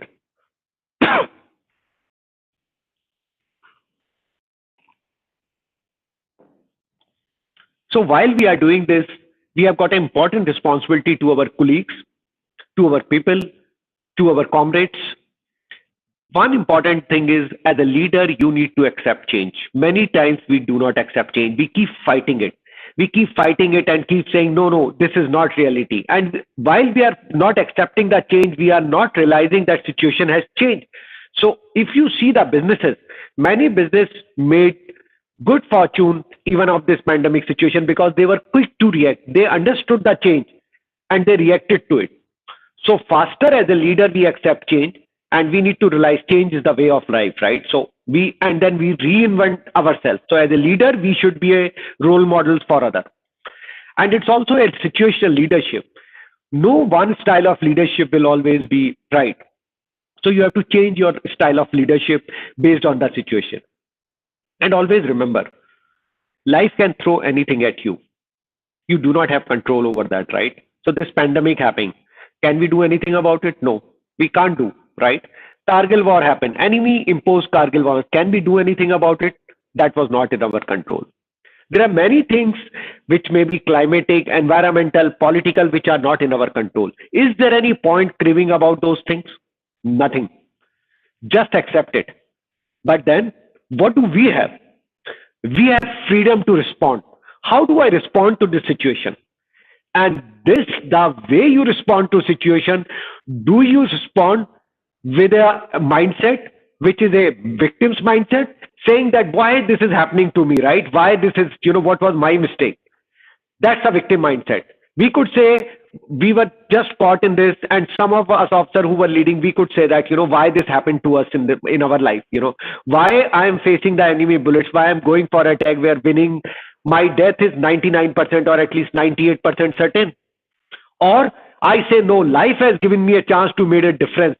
Life has given me a chance to look for an aim which is more than me, right? Which is much larger. A cause is much larger. So look at the situation and then respond. Your freedom to respond will decide that you are a winner or you will just feel like a loser and a victim. So change your attitude, make a winner attitude, and that will change everything the way you respond to a situation. And not only yourself, if your action inspire others to dream more, learn more, and do more, then you are a leader. It's not a hierarchical position. Leadership, I think many people they confuse leadership as a hierarchical position. Leadership is not a hierarchical position. Leadership is a mindset. You may be just sitting away from them. You may not be having a superior authority over them or an organizational authority, but the way you behave, the way your value system works, that's why you inspire others. So it does not matter if you actually have authority over them, but it is the way you influence their life, you will be a leader or not a leader. There's a difference between being a manager and being a leader. And here I'm talking about being a true leader. Another thing, when you go through these changes, somebody should keep me with time. Uh, okay. So I think I should be able to finish in next 10 minutes or so, and then maybe keep some time for question answer, because I just wanted it to be a more of a two-way discussion rather than just a monologue from my side. So look at larger perspective in life. That's important, because sometime in life we get so caught up with a small thing, like he said this to me, that was to my ego. Don't think. If you take a larger thing, like suppose you think I need to build a business of 100 crores in next 5 years. Just think that that should be your guiding light. That should be the light which should run you through all the difficult time. Don't look at the small things, right? He said this to me, my ego was this, he has gone from my thing, does not matter. If you just keep your focus on the higher perspective or the larger perspective, you will win. We were very sure that our aim was that we will win this war, where we have been put in a very, very uncomfortable and position, but we will win whatever happens. So that was the guiding light for us, and nothing matters what's happening in between. Always have ownership to take one up position. So whatever you are in doing, always think what will be your next step. So if you are doing at level 3, go for what will be your manager or your supervisor. Or if you are running a business, just think of a next step. Because once you get involved into that operational nitty-gritty of a thing, you sometimes lose the larger picture. So always prepare yourself for the one-up position. That will keep your perspective very right. And that's true in army or in corporate. I actually do that. I always think, what is the next step I'm going to take in terms of organizational health? What is required from me? What do my people, my company, everyone look from me? And that will help me in terms of balancing ourselves. I already talked about situational leadership and contingency planning. So life will not behave the way you planned it. When we were making an attack, right? So when we are taking a particular thing, we don't know how the enemy will react, right? He may start firing from top, or one commando troops from enemy, they can attack on between, or we may be thinking he's sitting on this, he may just take a round and come back. So we do not know, right, how the situation. So we will have to be ready for every plan. So that's a kind of situation planning or contingency planning, where you say, okay, this is my plan. This is my, plan number 1. If situation changes like this, then in this situation, this is plan 2, plan 3. So you need to be really ready for those kind of plan in your life.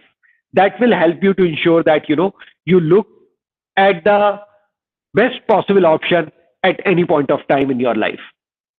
And, life gives you so many surprises. I'll give you a very small example.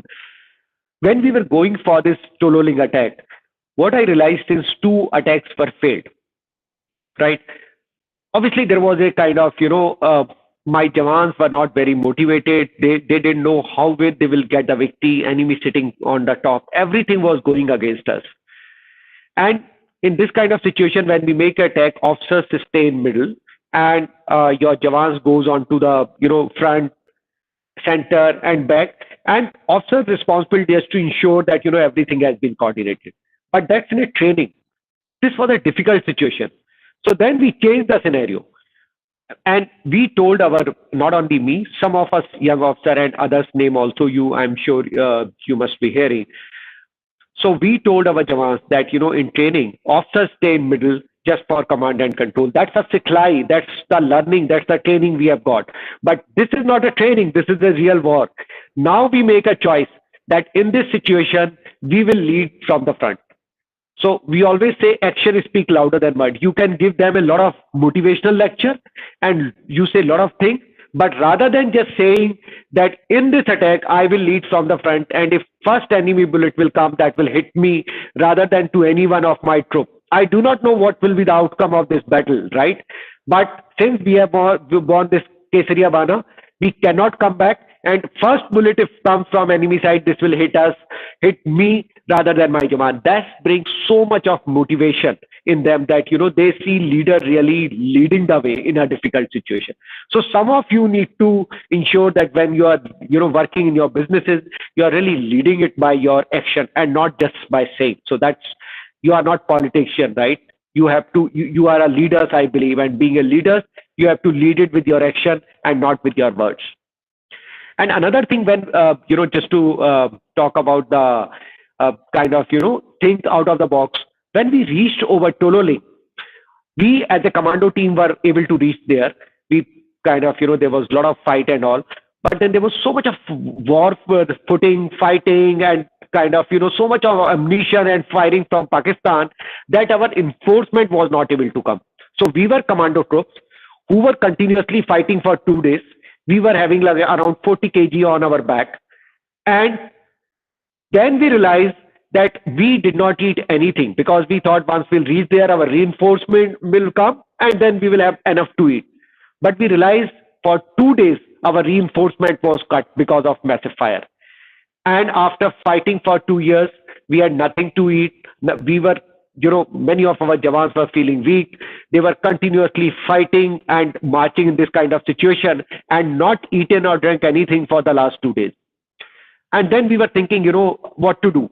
And as an officer, I need to be responsible that, what I can do for my Jawans.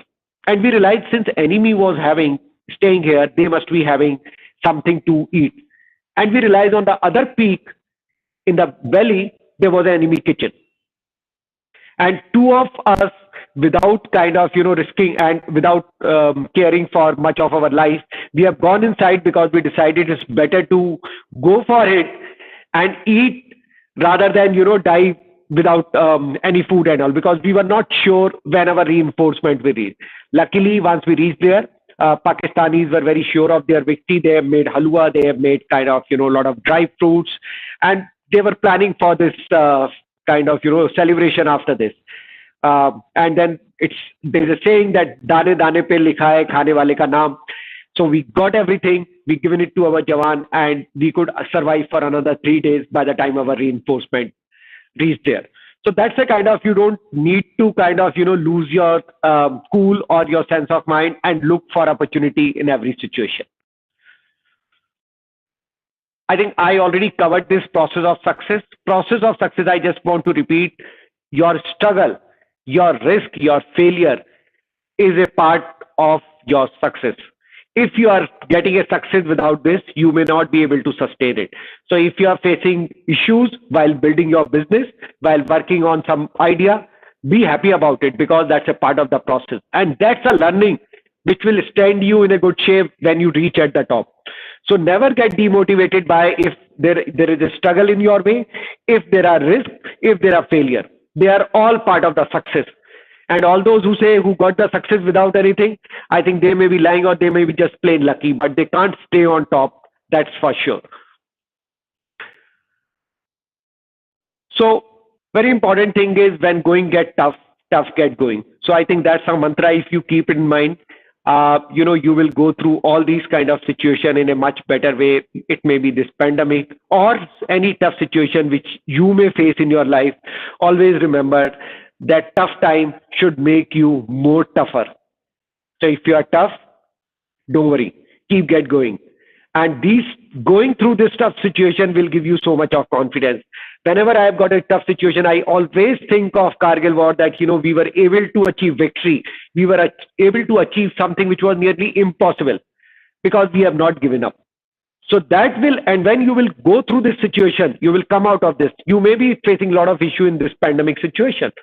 But once you move out of this, then you look back and say, during this difficult time, this is how I behave.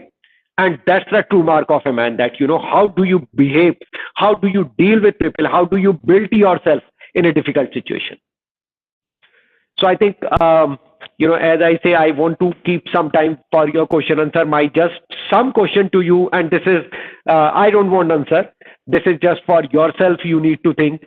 Can you have a winner's attitude in every situation? I think that will keep you apart from others. That's about leadership. This is about self-leadership. Don't confuse leadership with managerial capability. Manager is more like a structure thing. Leadership starts with always self. So it is leadership on yourself. What you think, what value system you stand for. What are your commitments to yourself rather than to anyone else? And once you have your core value system intact, that will be your guiding light to not only inspire you in difficult times, but to inspire so many others without any managerial or any hierarchical or organizational authority. That's a real leadership we talk about. Can you build and align to your vision life? So each one of you, I'm sure, have a goal in your life. If you are just going through day in, day by, you may not be kind of, going for this. So build a larger perspective as we talk about. Have a goal in life and go for that, achieving that goal. And can you be adopt to changes? Change is way of life. I think, I just wanted to sum up these 2-3 things that, can you adopt to these changes? And don't give up. Just don't give up. Again, just remember, life can throw anything at you. But how do you respond to that situation? What he has thrown, that's in your hand. So that will make a difference in your life. So that was, I just thought I'll share some of these moments from my life with you. And just before I say these value system, when I moved up after MBA, moved to corporate, there was a difficult situation. I was not having any corporate experience also. But I said, does not matter. I will live up with my value system. And every moment I say it may not be the norm, but I will live by it. I'll stand by this. And believe me, it may look tough. I face difficulty. I face criticism. I face failure and struggle. But these value system, I ensure that, in a long run, 17 and it's been now 18 years in corporate world, I did extremely well in every company, starting from Wipro to Airtel to many multinational company and finally in Tata Group, right? Which I really admire because of the value system and my value system and the company's value system. So you may face some of these problems when you kind of stand on your value or your core value system. But if you stand by this, that will give you strength and things will get all right. But yes, during this journey, you will face difficulty and you should be prepared for this. So that's all I just wanted to share with all of you. I'll open the floor for any question and answer. Jai Hind.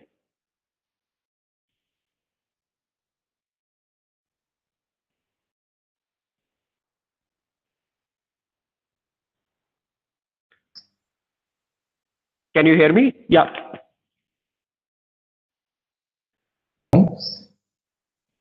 Yeah. Thank you, Captain, and we salute your grit and courage. We have a question from a member who wants to know the role of women in the army. So if you can highlight on that, please. Right. So, as we say, it's more about your mental strength. It's not about your physical strength, right? So obviously, because of since independence, the women were given the more of the role, which was, they were not going to the active border. They were not flying the fighter aircrafts and all initially. But with this change and with this adoption, now all these roles, even the permanent commission has been open to women now. And all these roles, even for the fighting roles, other than the infantry, where obviously there are other issues which they have to face through. They have to many times stay in jungles, in mountains without even the basic human facilities, which I call it.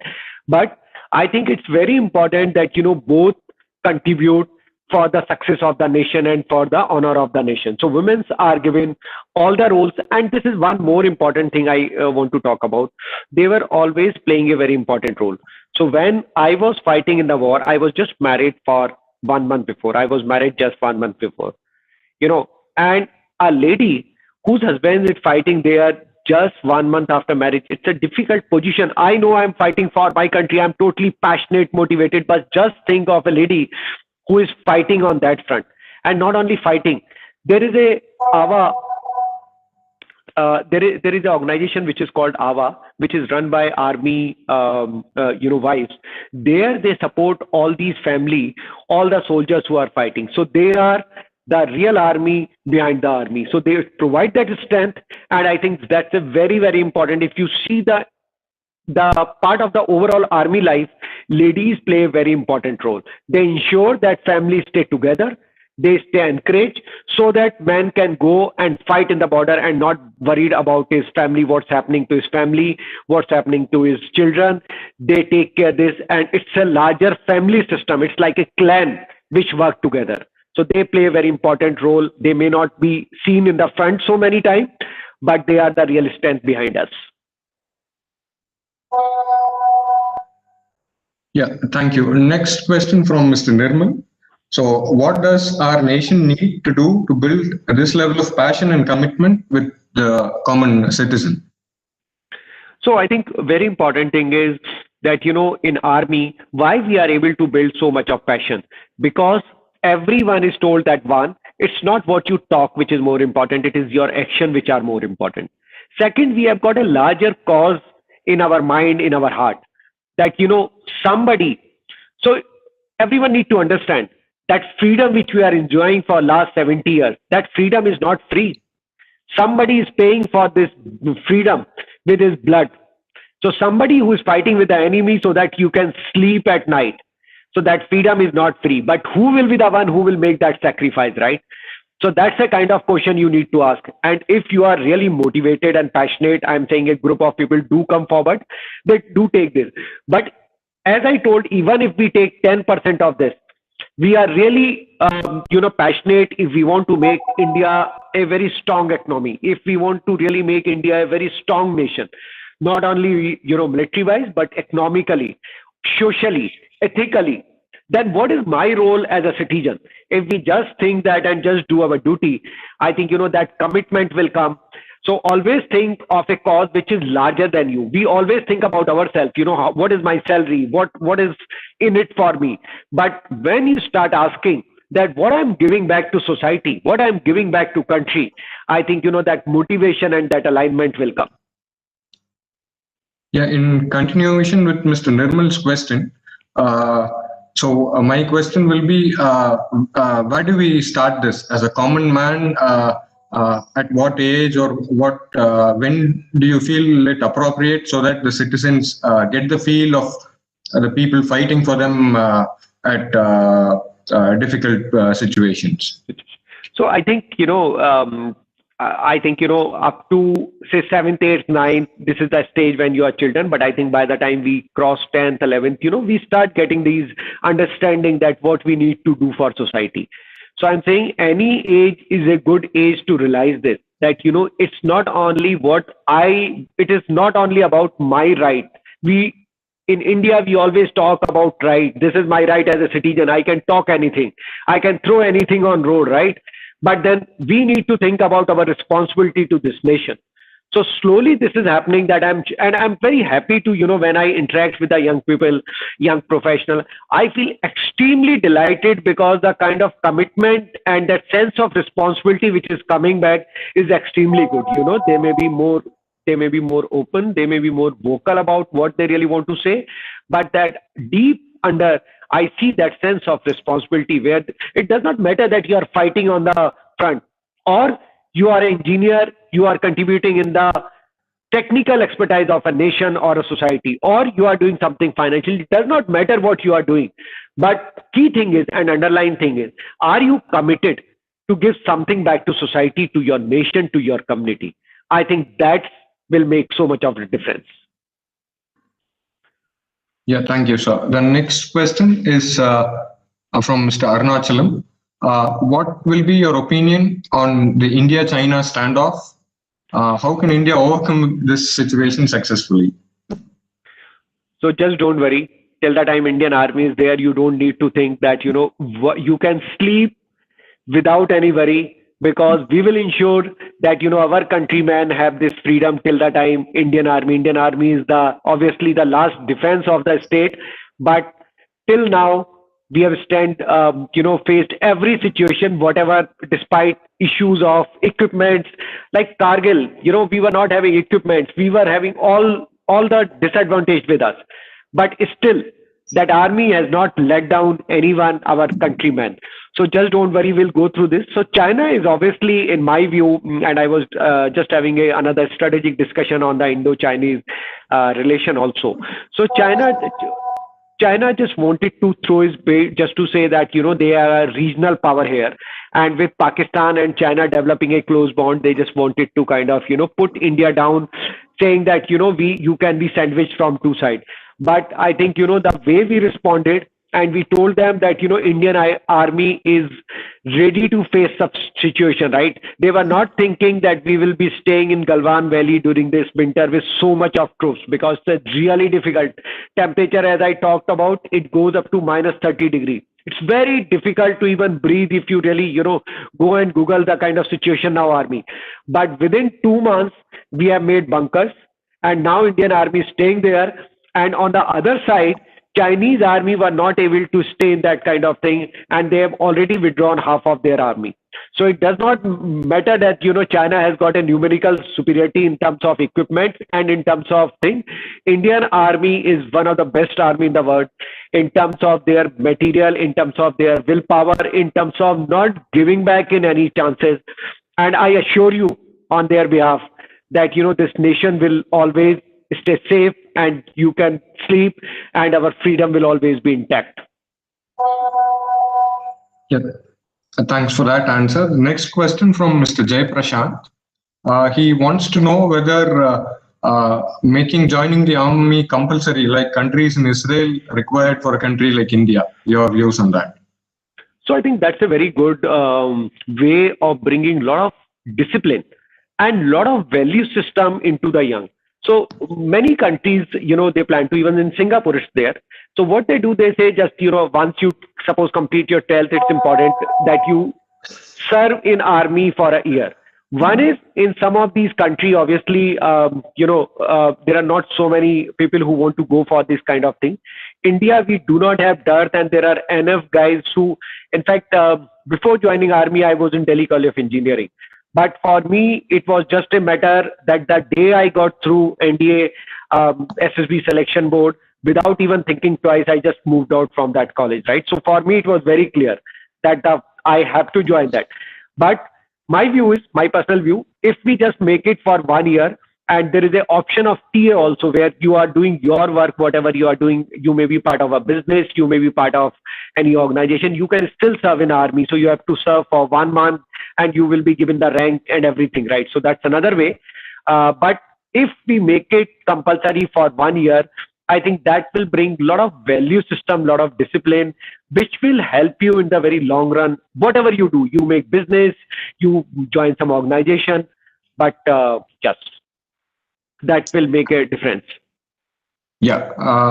Next question from Mr. Pradeep. Why are large corporates recruiting more army personnel for HR positions than normal MBA recruits? Kindly share your experience with the Airtel and the Tata Group. Okay.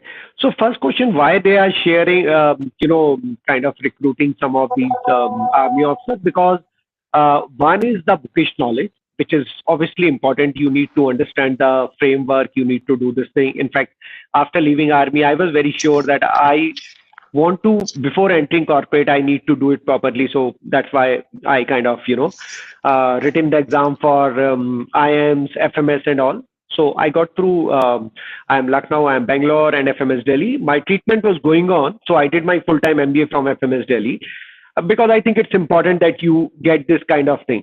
But more important thing, what really make a difference is your real experience in that position, and what do you deliver. It's not your degree, but what you deliver. So I think what some of them learn on the war field and some of these difficult situations, making them good choice for this. But I don't say that that's a right or wrong strategy. It will depend on person to person, what you bring to the table. So when I recruit someone, I don't look at degree only. I look what is the attitude of that person, right? Because you may have competency, but you may not have the right attitude. I also look what is the value system you carry, because only degree will not make a difference. So it depends on what person you are. In terms of your other question, Airtel and Tata Group, yes, I think both are great company. Tata Group, I particularly say, why I'm staying, it's been now 13 years. I have done various leadership positions in Tata Group. I really feel very, very aligned because my value system totally aligned with their value system. Being in corporate also, I can say with a lot of conviction that we are doing so much for community, we are doing so much of country. So it's not only about earning profit, but it is about giving back to society also. So there has to be balance. And Tata Group as a Tata Trust, which is nearly 66% of the total Tata Group, they give back to society. So many charitable hospitals, so many education institutes. So I feel much more aligned with them because that's what my value system also say, that you need to give back to society, you need to give back to the country, and then you are the real leader. And that's brings a lot of satisfaction to yourself also.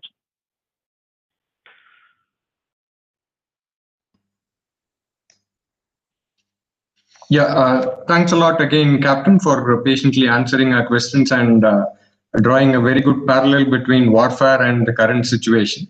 I think like we were victorious in Kargil, we'll also get over this pandemic very soon. So to sum up your speech, I would like to highlight a few points for the audience to take away.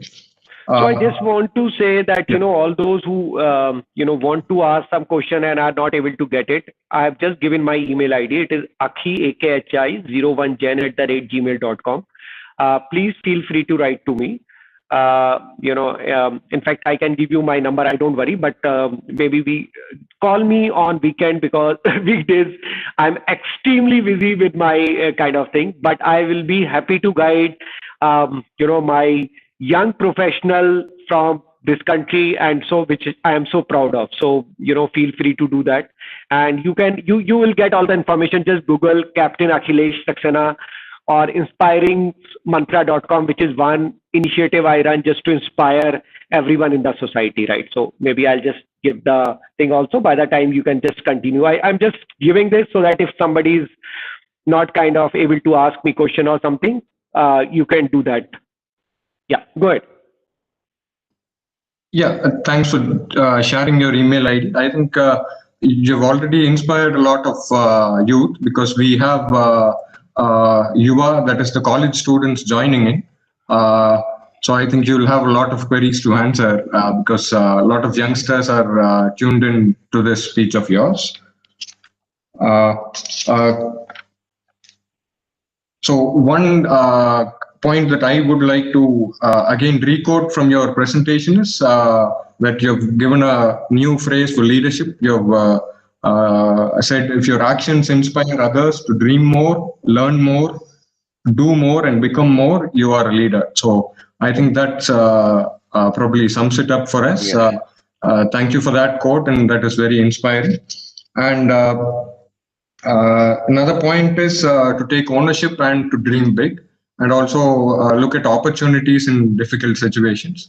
I think we'll use your experiences in the Kargil zone because most of us don't have that experience. I think it was very enriching to share your life experiences and related to business as well, which will be a very big takeaway for most of the entrepreneurs who we are part of YA.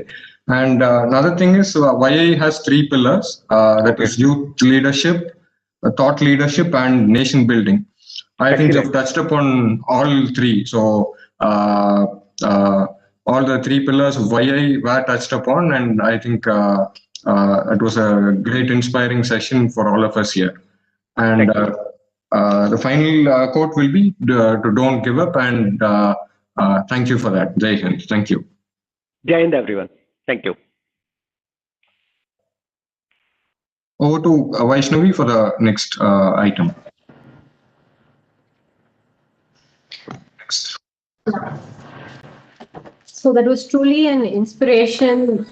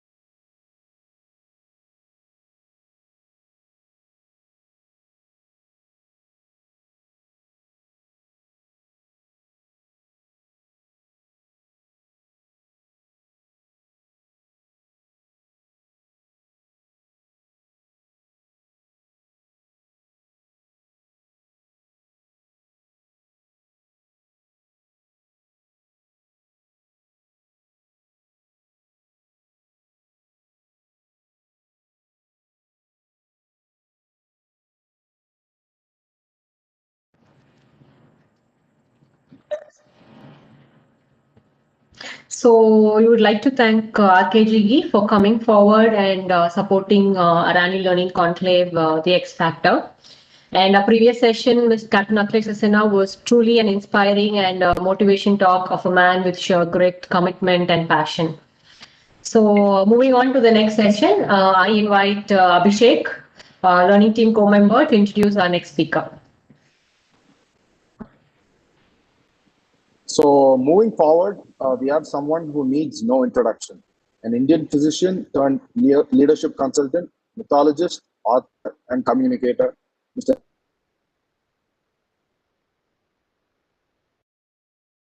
Mythology in modern times, especially in areas of management, governance, and leadership. Trained in medicine, he worked for 15 years in the healthcare and pharma industries. He's the author of 50 books and 1,000 columns with several bestsellers. He's known for his TED Talks, his TV shows, especially Devlok, and his innovative views on culture, leadership, and Indian approach to management.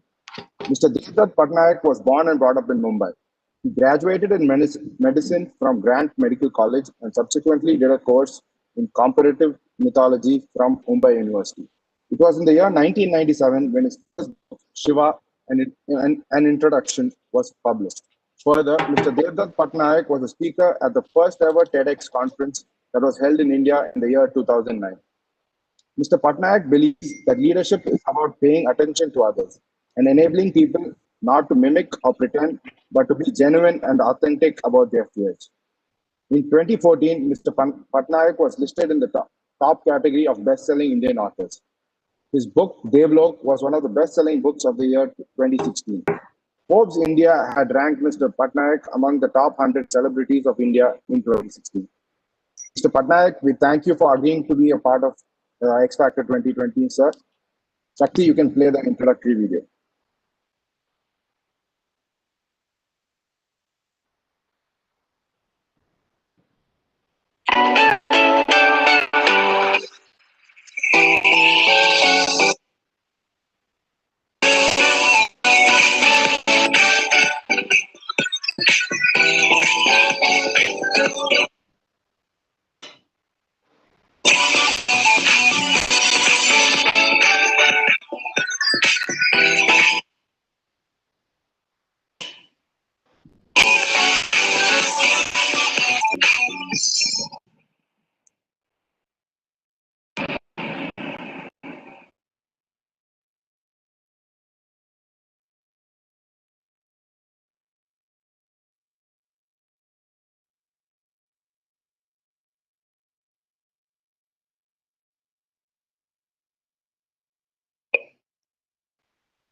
Mr. Patnaik, over to you. Thank you. Thank you so much. Am I audible? I just want to make sure that I'm audible with this WebEx systems one that has to be. Yes, sir, you're clear. Okay, thank you. Hello, everyone. These are interesting times. Normally, I would be present amongst you and giving a chat, but here we are using the technology. I'm audible. I'm not sure whether I'm audible.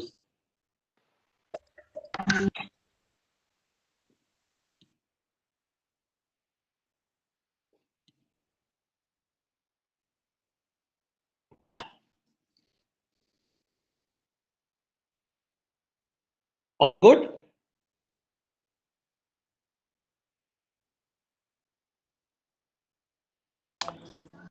Hello? Yes, sir, we could hear you. Please go ahead. Okay. Thank you. Thank you. So, whenever people ask me what is success, young people, we're always using this word, you have to be successful in life. You have to be successful in life.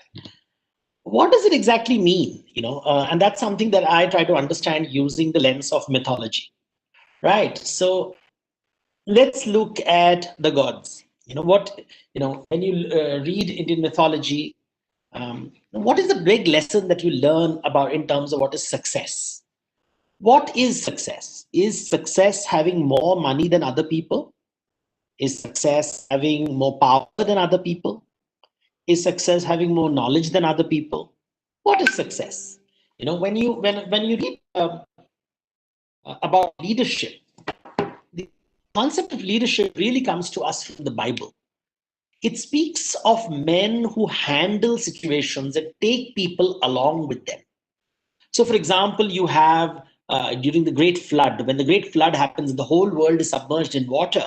You have the prophet Noah taking all the people, his family, and a pair of all animals on earth on a ship and rescuing them and ensuring that they survive the Great Flood. Or you have the story of prophet Moses, who is taking people from slavery in ancient Egypt across the wilderness, across the sea, and he's taking them to the promised land. So you have these characters like Noah, you have characters like Moses who are taking people to a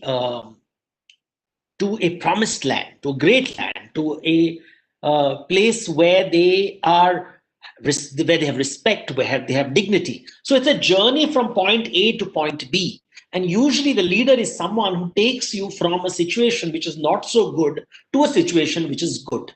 And that's the definition of leadership. That's where leadership as a concept comes along.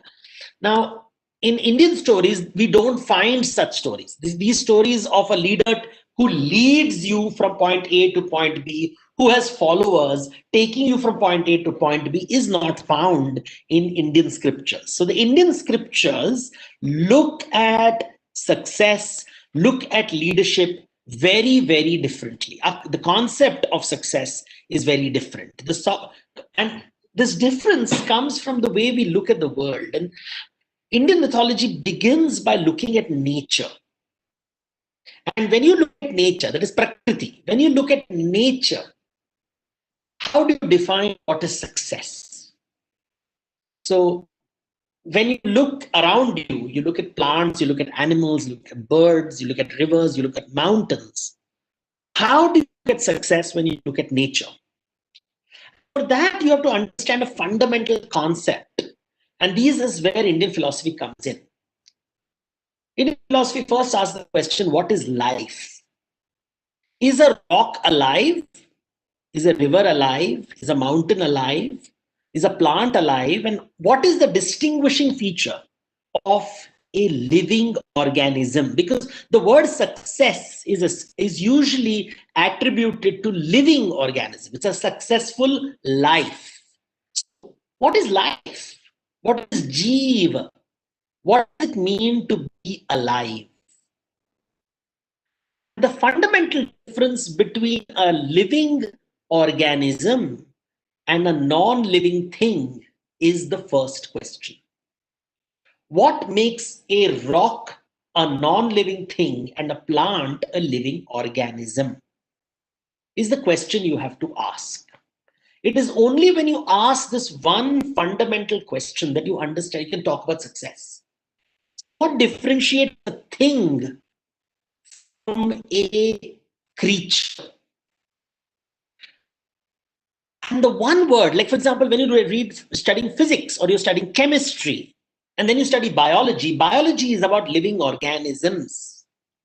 What is the one thing in biology that you don't study in physics and chemistry? And one thing is hunger. Hunger.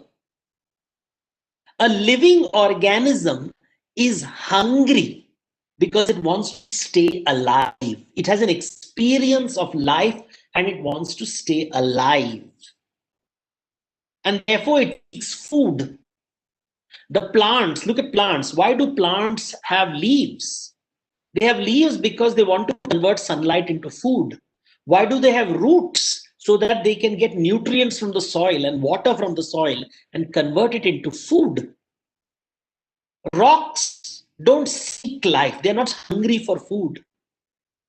Water is not hungry for food. Fire is not hungry for food. Air is not hungry for food. Radiations are not hungry for food. They're not seeking nourishment.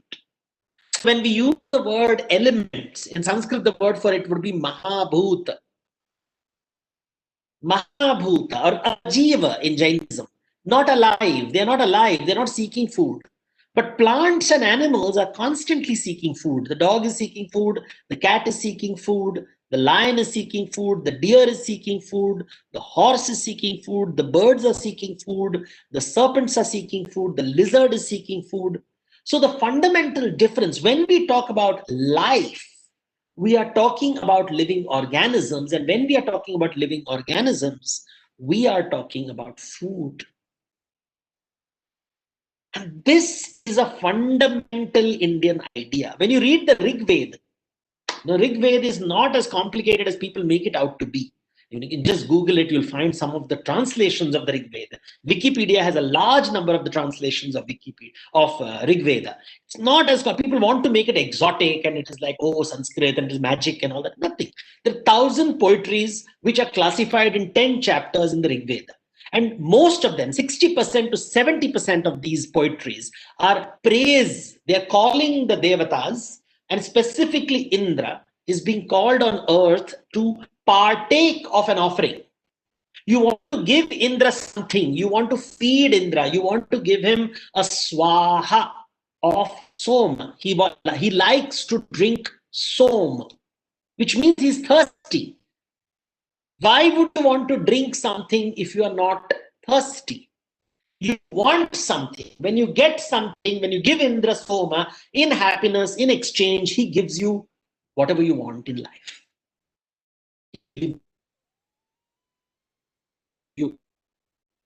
So you're chanting and you're calling Indra, come to earth, I will give you Soma in the right way. And when you get Soma and you're happy with my offerings, please give me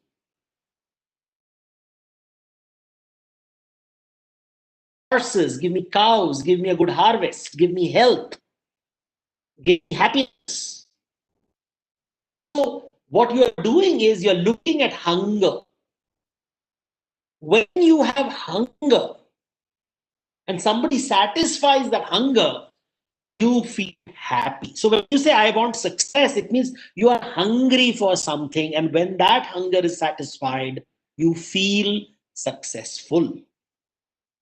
Hunger is the key word which we have to talk about. Now, hunger can be, we're not just talking about physical hunger, we're also talking about psychological hunger. Hunger of, when we use the word ambition, when we use the word success, I have ambition, I have big ideas. What is that? That is a hunger. It comes down to being alive, and that hunger is what drives you. It motivates you. Every living creature has hunger. So a tiger is hunting for food. Drive that it has. What is the drive that the tiger has? It is hungry, and the hungrier it gets, the better hunter it becomes. And it is running after its food. What is its food? The deer is its food. It likes to eat deer. So it chases the deer, and the deer keeps running. What is success for the deer? To stay alive. It doesn't want to be consumed by the tiger. So deer's definition of success is different from the tiger's definition of success. The tiger's definition of success is, when I catch the deer, I will eat food, my children will eat food, I am successful. Today's day has been successful. I got food. The deer will say, no, my success is when I avoid the tiger. When I ensure the tiger does not catch me, I'm successful. So success now is very different. What is success for a plant? Hey, I've got all the oxygen, I have got all the nutrients, I've got the sunlight, I'm producing, but I know that one day I'm going to die. And therefore I produce seeds so that when I die, I survive. How do I ensure the survival? That even after die, how do I stay alive? I will produce flowers, and I want the pollination to take place, and therefore I will attract birds and bees. And when I attract birds and bees, they will pollinate, and my flowers will turn into fruit. And when the fruit happens, somebody will eat the fruit and drop the seed far away, and even though I will die, my seed will give rise to a new tree, and I will outsmart death. So in nature, we find that success takes different forms. If I get food, If I find food, I'm successful. If I stay alive, I'm successful. If I outwit death, I'm successful. This is the Indian approach to understanding success.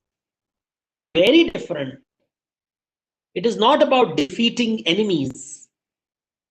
It is not about triumphing over others. It is about staying alive. And our definition of staying alive is very different. So what is success for you in this society is the question you have to ask. What is your hunger? Are you like a tiger seeking consumption because you're hungry, you want to consume something? Are you like the deer?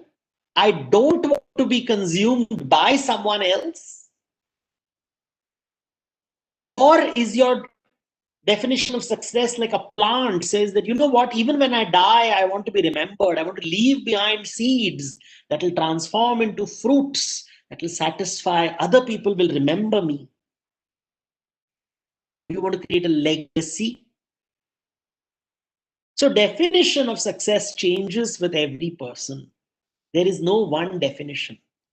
What is success for a banyan tree? What is success for a jackfruit tree? What is success for a lion? What is a success for a cow? Varies. Everybody doesn't want the same thing in life. So some of you will say that, if I get a job, when I watch videos, or I watch young people's videos, I say many people are saying that I want to just get a job, a government job, because when I get a government job, I have a secure future. That is success for me. When you watch a Disney film, you will be told that if you find your true love,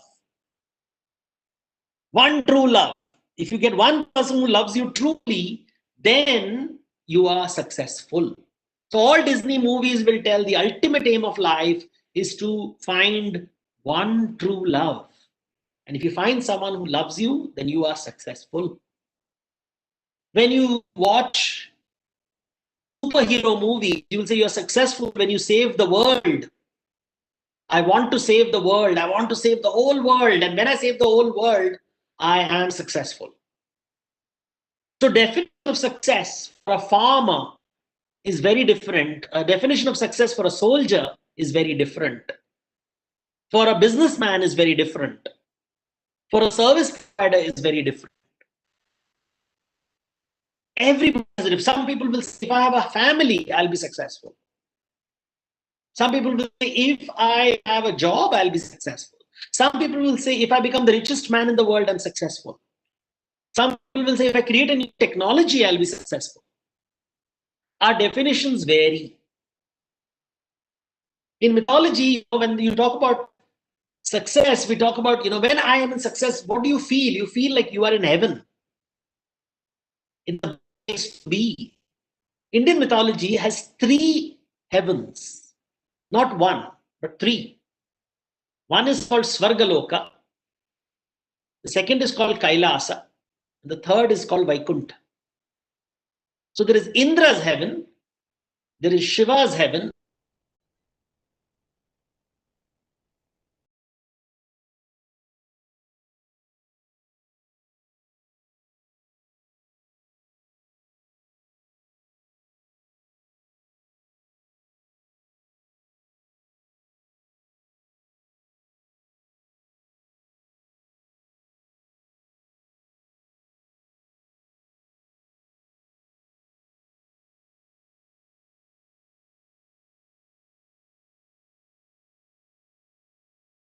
Where you have the wish-fulfilling tree. You have the wish-fulfilling cow, Kamadhenu. You have the wish-fulfilling tree, Kalpataru. You have the wish-fulfilling vessel called Akshay Patra. You have the wish-fulfilling jewel called Chintamani. Ask for anything and you will get it. In other words, when you are in Svargaloka, all your desires are satisfied.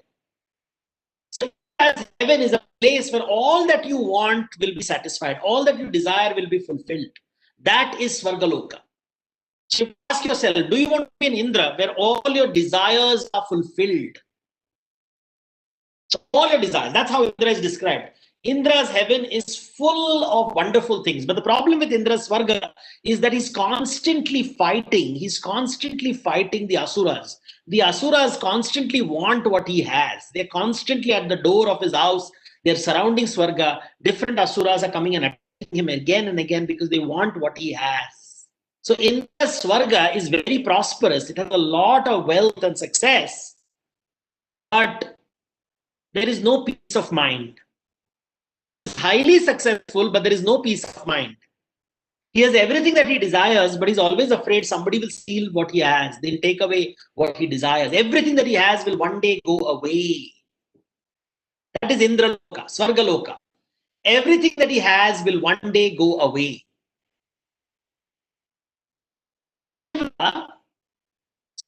You know, when you look at Indraloka, there is peace. There is a lot of prosperity, but there is no peace. Now let us look at Shiva's heaven, Kailas Parvat. Shiva lives on Mount Kailas. Now here, nothing grows. It is a mountain of stone covered with snow. Nothing grows here. No plant grows here. And because no plants grow here, no birds can live here, no animals can live here. But it doesn't matter because Shiva is Mahadev. He has no hunger.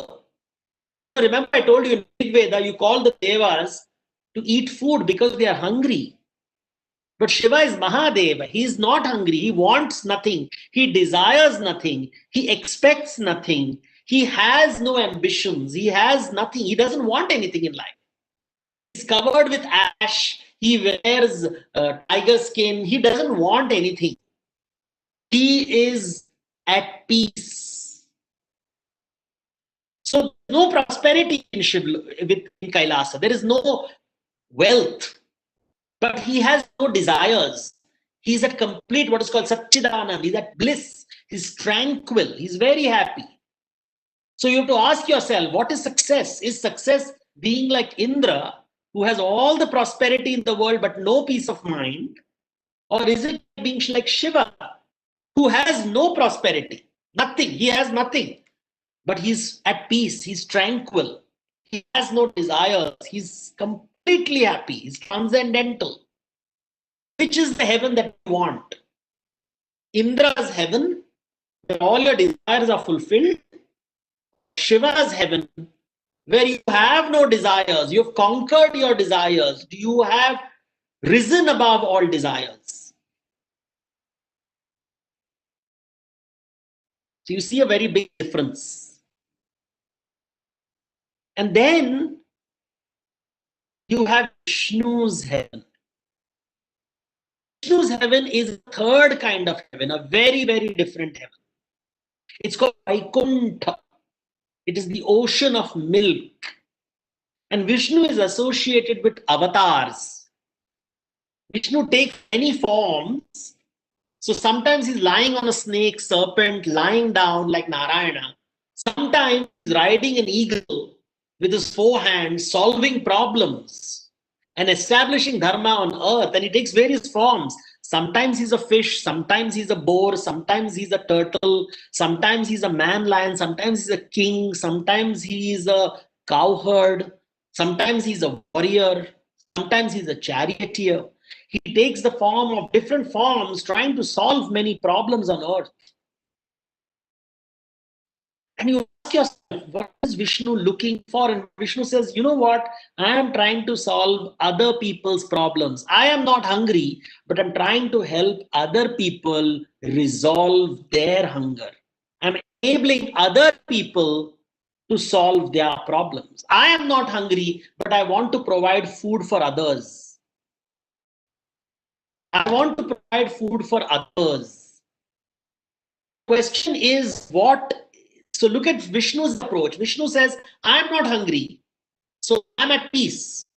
But I look that around me, everybody is hungry. Everybody is hungry. And I want to take care of other people's hunger.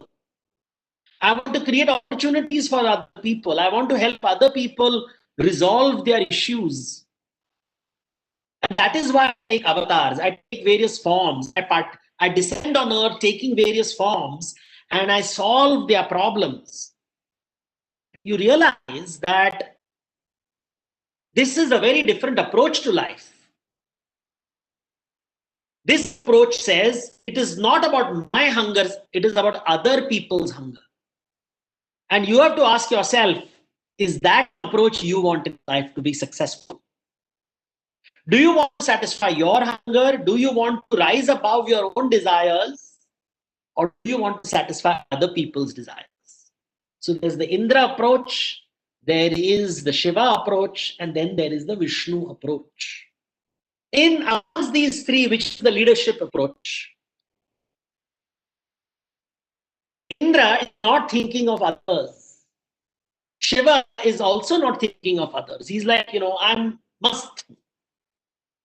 And that is when Shiva, when the goddess Shakti comes to him, they say, Shakti says, you are not hungry, but what about other people's hunger? Are you not interested in other people's hunger? And when the goddess comes into his life, she says, you know what? You're staying on the mountaintop, far away from people. You are not hungry. But people who live at the bottom of the hill are hungry. They want things. Will you not help them outgrow their hunger? And they say that Shiva descends from the Mount Kailas and comes down to Kashi. And there he lives, Kashi Vishwanath, helping people satisfy their issues, solving their problems. In India, the biggest manifestation of success is, are you interested in other people's problems? Are you solving their problems and outgrowing your own desires? So it's a two-pronged approach.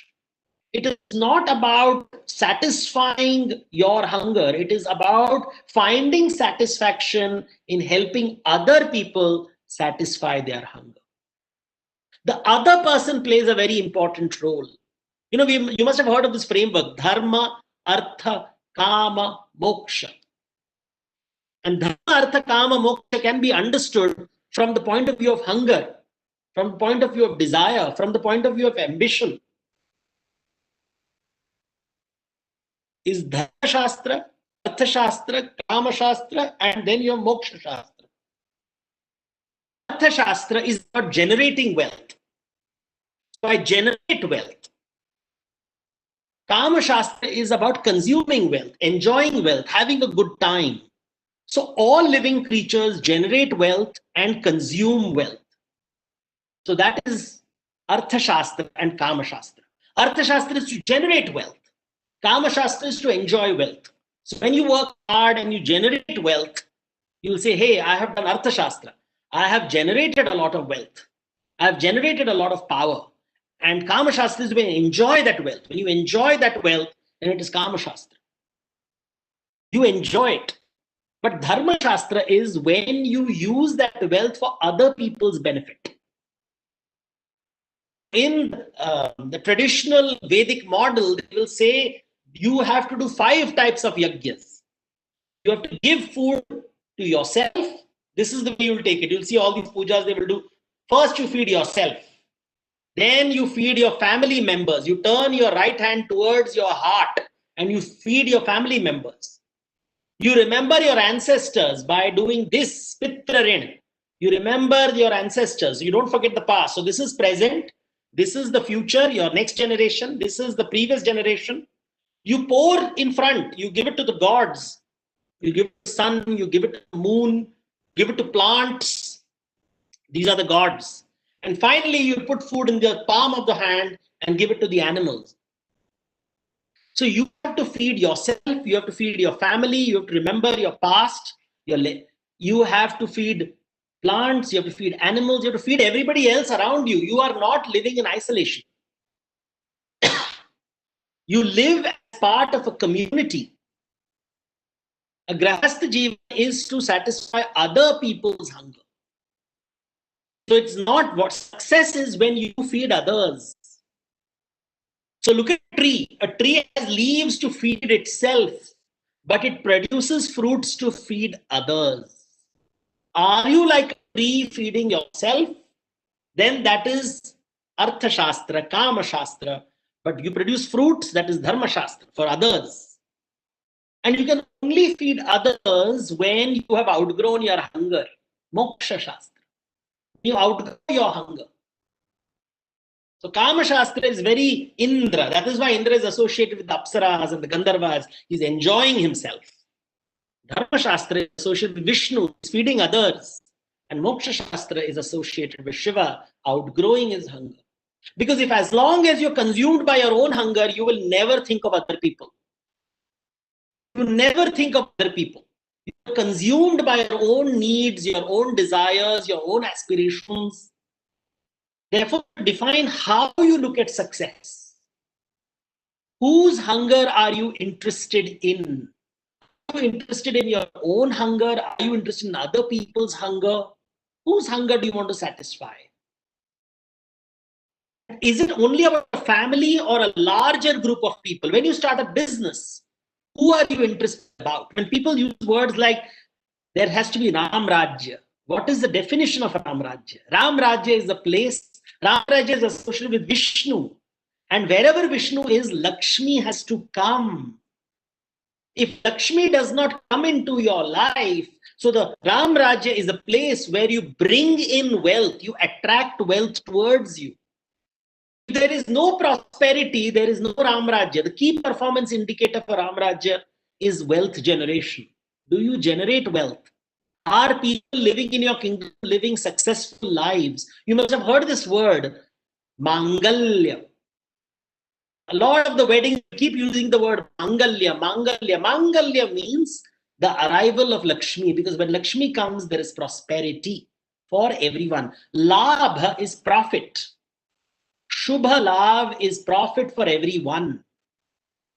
So Labh and Shubha Labh don't mean the same thing. Labh. So for example, Ravan is the king of Lanka. He sits on a city of gold. Is he successful? Ram is sitting in Ayodhya. He is Ram Rajya. Ram is also king. Ravan is also king. We are told to worship Ram. We are not told to worship Ravan. When you ask yourself, what is the difference? Ravan also knows Sanskrit. He's a great scholar. He's a great musician. Shouldn't we worship Ravan? And you are told, you know what? Ravan's is not interested in the welfare of Lanka. The city of Lanka is set aflame. It is burnt by Hanuman. His brother Kumbhakarna is killed. His son Meghnad is dead, all because he does not want to let another man's wife go back to him. He clings to Sita and lets his city collapse. He is not interested in the welfare of his kingdom. A king exists for the welfare of the kingdom. Kingdom does not exist for the welfare of the king. Ram exists for Ayodhya. Ayodhya does not exist for Ram. Ravan exists for Lanka. Lanka does not exist for Ravan. That is the difference. That is the fundamental difference. Does Duryodhan exist for Hastinapur, or does Hastinapur exist for Duryodhan? When you read the Mahabharata and you see Krishna's presence over there, you have to ask yourself the question, whose hunger is Krishna interested in? When he says dharma sthapana, it doesn't mean doing the right thing. It means, are you satisfying other people's hunger, or are you satisfying only your own hunger? Look at the plants. Every day in the morning, people are told to put water to the tulsi. Why are you putting water to the tulsi? To remind you that every plant produces leaves for its own survival, but also produces fruits for other people's survival. The cow, you feed the grass to the cow to satisfy the cow's hunger, but the cow gives you milk to satisfy your hunger. It is a symbiotic relationship. This giving of receiving of is what is called Mangalya. Who satisfies whose hunger? The lesson one has to learn in our society today in India, you have many businessmen who are on Forbes list and they are top success and they are hugely rich and hugely famous. But ask yourself, Would you want to be a rich man in a rich country or a rich man in a poor country? A rich man in a rich country is a rich man who makes his country rich. A rich man in a poor country is a rich man who makes his country poor. What kind of a rich man do you want to be? There are millionaires and billionaires in rich countries. There are millionaires and billionaires in poor countries. Do you want to be the rich man who makes the country rich, or do you want to be the rich man who makes the country poor? What kind of a king is Ravan? What is the kind of a king is Ram? What kind of a king is Duryodhan? What kind of king does Yudhishthir aspire to be? These are questions we have to ask ourselves when we talk about success. What kind of success? Because a parasite is also successful at the cost of its host. Do you want to be a parasite? Do you want to be someone who is in a symbiotic relationship? Do you want to nourish other beings while nourishing yourself? These are the questions we have to ask ourselves when we are making our journey towards success. Don't ask these difficult questions. When you are doing a business, for whose benefit are you doing the business? Are you doing it for the shareholder? Are you doing it for the investor? Are you doing it for the consumer? Are you doing it for the employees? Are you doing it for the environment? Are you doing it for society? These are the questions we have to ask ourselves. We have to ask ourselves questions is, when I become very rich and all my needs are met, what do I do with the extra funds? Do I give it away to people? Do I invest it in what is called angel investment, enable others to start their own businesses? Do I invest in startups so that more people can create more jobs for more people? What is the definition of success? Why does India not have any temples to Indra? Indra lives in Swarga. He has the wish-fulfilling tree, the wish-fulfilling cow, the wish-fulfilling jewel. He has everything that he desires. He lives in Swargaloka. He's the king of the gods, but not a single temple for him. He lives only for himself. We have temples to Shiva, who says, outgrow hunger. We have temples for Ram and Krishna, who are constantly telling others, live, enable others to be successful. Be like the tree that has leaves as well as fruits, which feeds others while feeding itself. These are the models that we have around us. In every temple that you go and see, ask yourself, which is the most successful temple? Temples where your desires are satisfied are temples which are considered successful. You go repeatedly to a temple where your desires are satisfied. More and more people go to temples where their desires are satisfied, which means if you become a temple where people's desires are satisfied, then you are successful. That is the definition of success. When more and more people feel that in your presence, with your support, their lives are fulfilled. That's the X factor. It comes down to it. When we use words like X factor, it is not about have I created Sagaloka. It is about have I created Vaikuntha. And that is a question you have to ask yourself. That's the lesson from Indian mythology. That is what our scriptures teach us, right from the Rig Veda. When you satisfy other people's desires, you become godlike. And I hope all of you become godlike. Establish Ram Rajya where Lakshmi walks your way. Never forget the key performance indicator of Ram Rajya is where wealth is distributed and more people are rich, and you become rich people in rich countries, not rich people in poor countries. Thank you.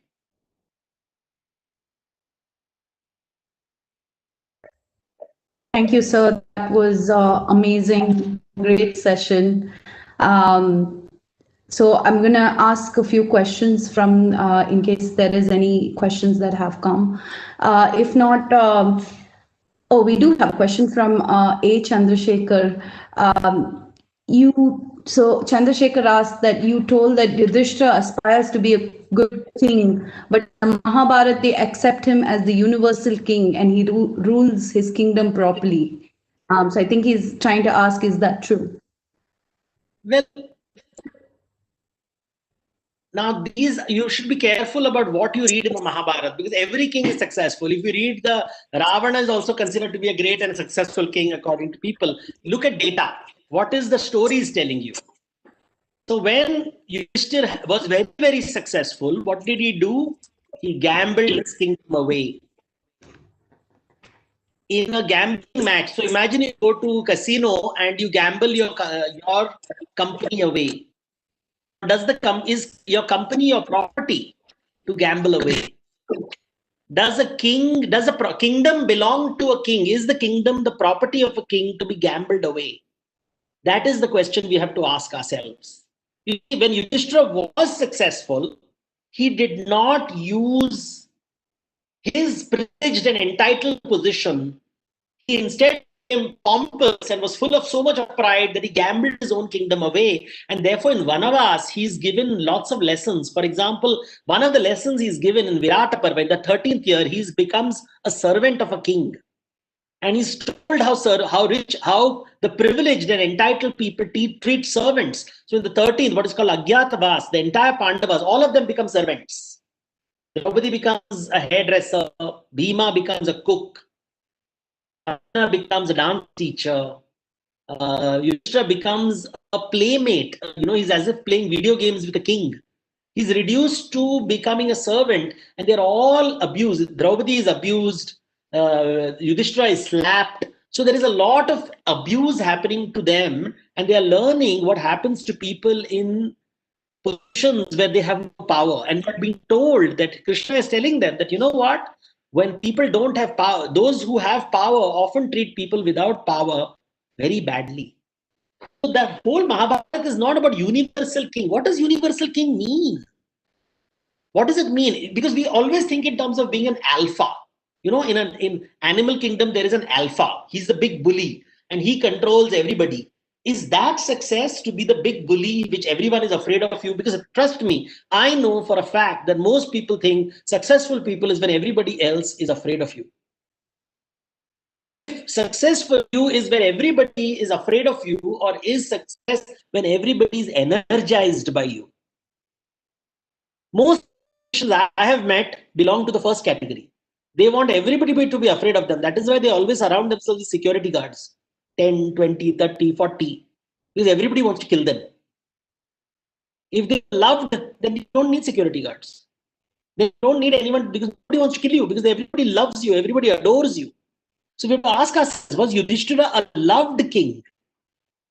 Did he make everyone's lives happy? Do we have data for that? The last chapter, in the 18th chapter of the Mahabharata, there's a very beautiful line. When Yudhishthira goes to heaven, he finds the Kauravas there. And he gets very angry and he tells Krishna that why is the Kauravas in heaven? And Krishna tells, on earth, the Kauravas did not want to share their kingdom with you. In heaven, you don't want to share even heaven with the Kauravas. How are you different from the Kauravas? If the Kauravas don't share earth and you don't want to share heaven, so you are no different from the Kauravas. So sharing is such a difficult thing.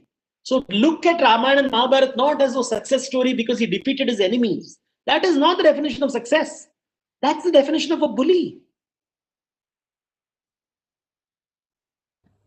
Yeah. Thank you, sir. We have another question from Mugundan, who is asking, I think what he's asking is that a lot of times Hindu mythology is shown to have many gods. What is your take on that? Is it many forms of God, of one God, which is more acceptable? Or what is the Hindu mythology on that?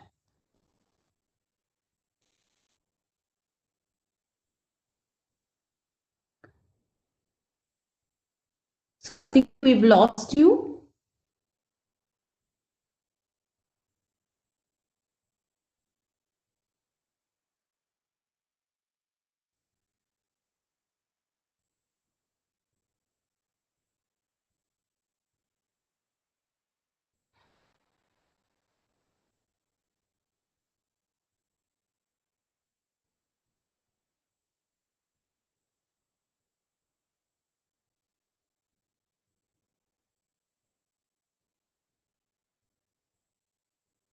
Everyone, I think we're having some technical problems.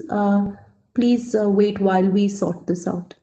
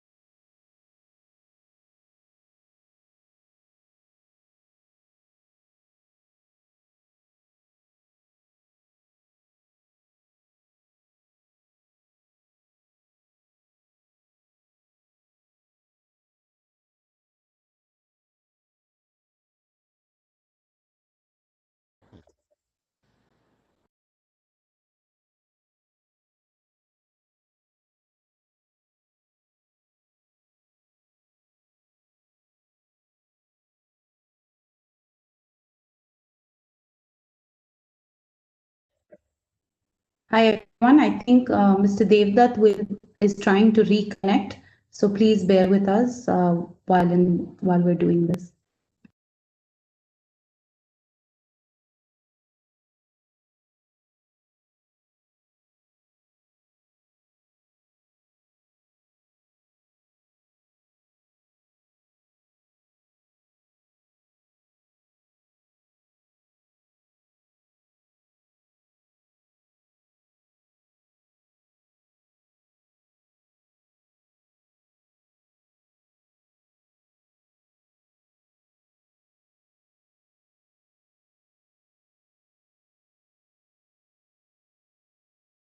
So Mr. Devdutt is trying to join in just a minute.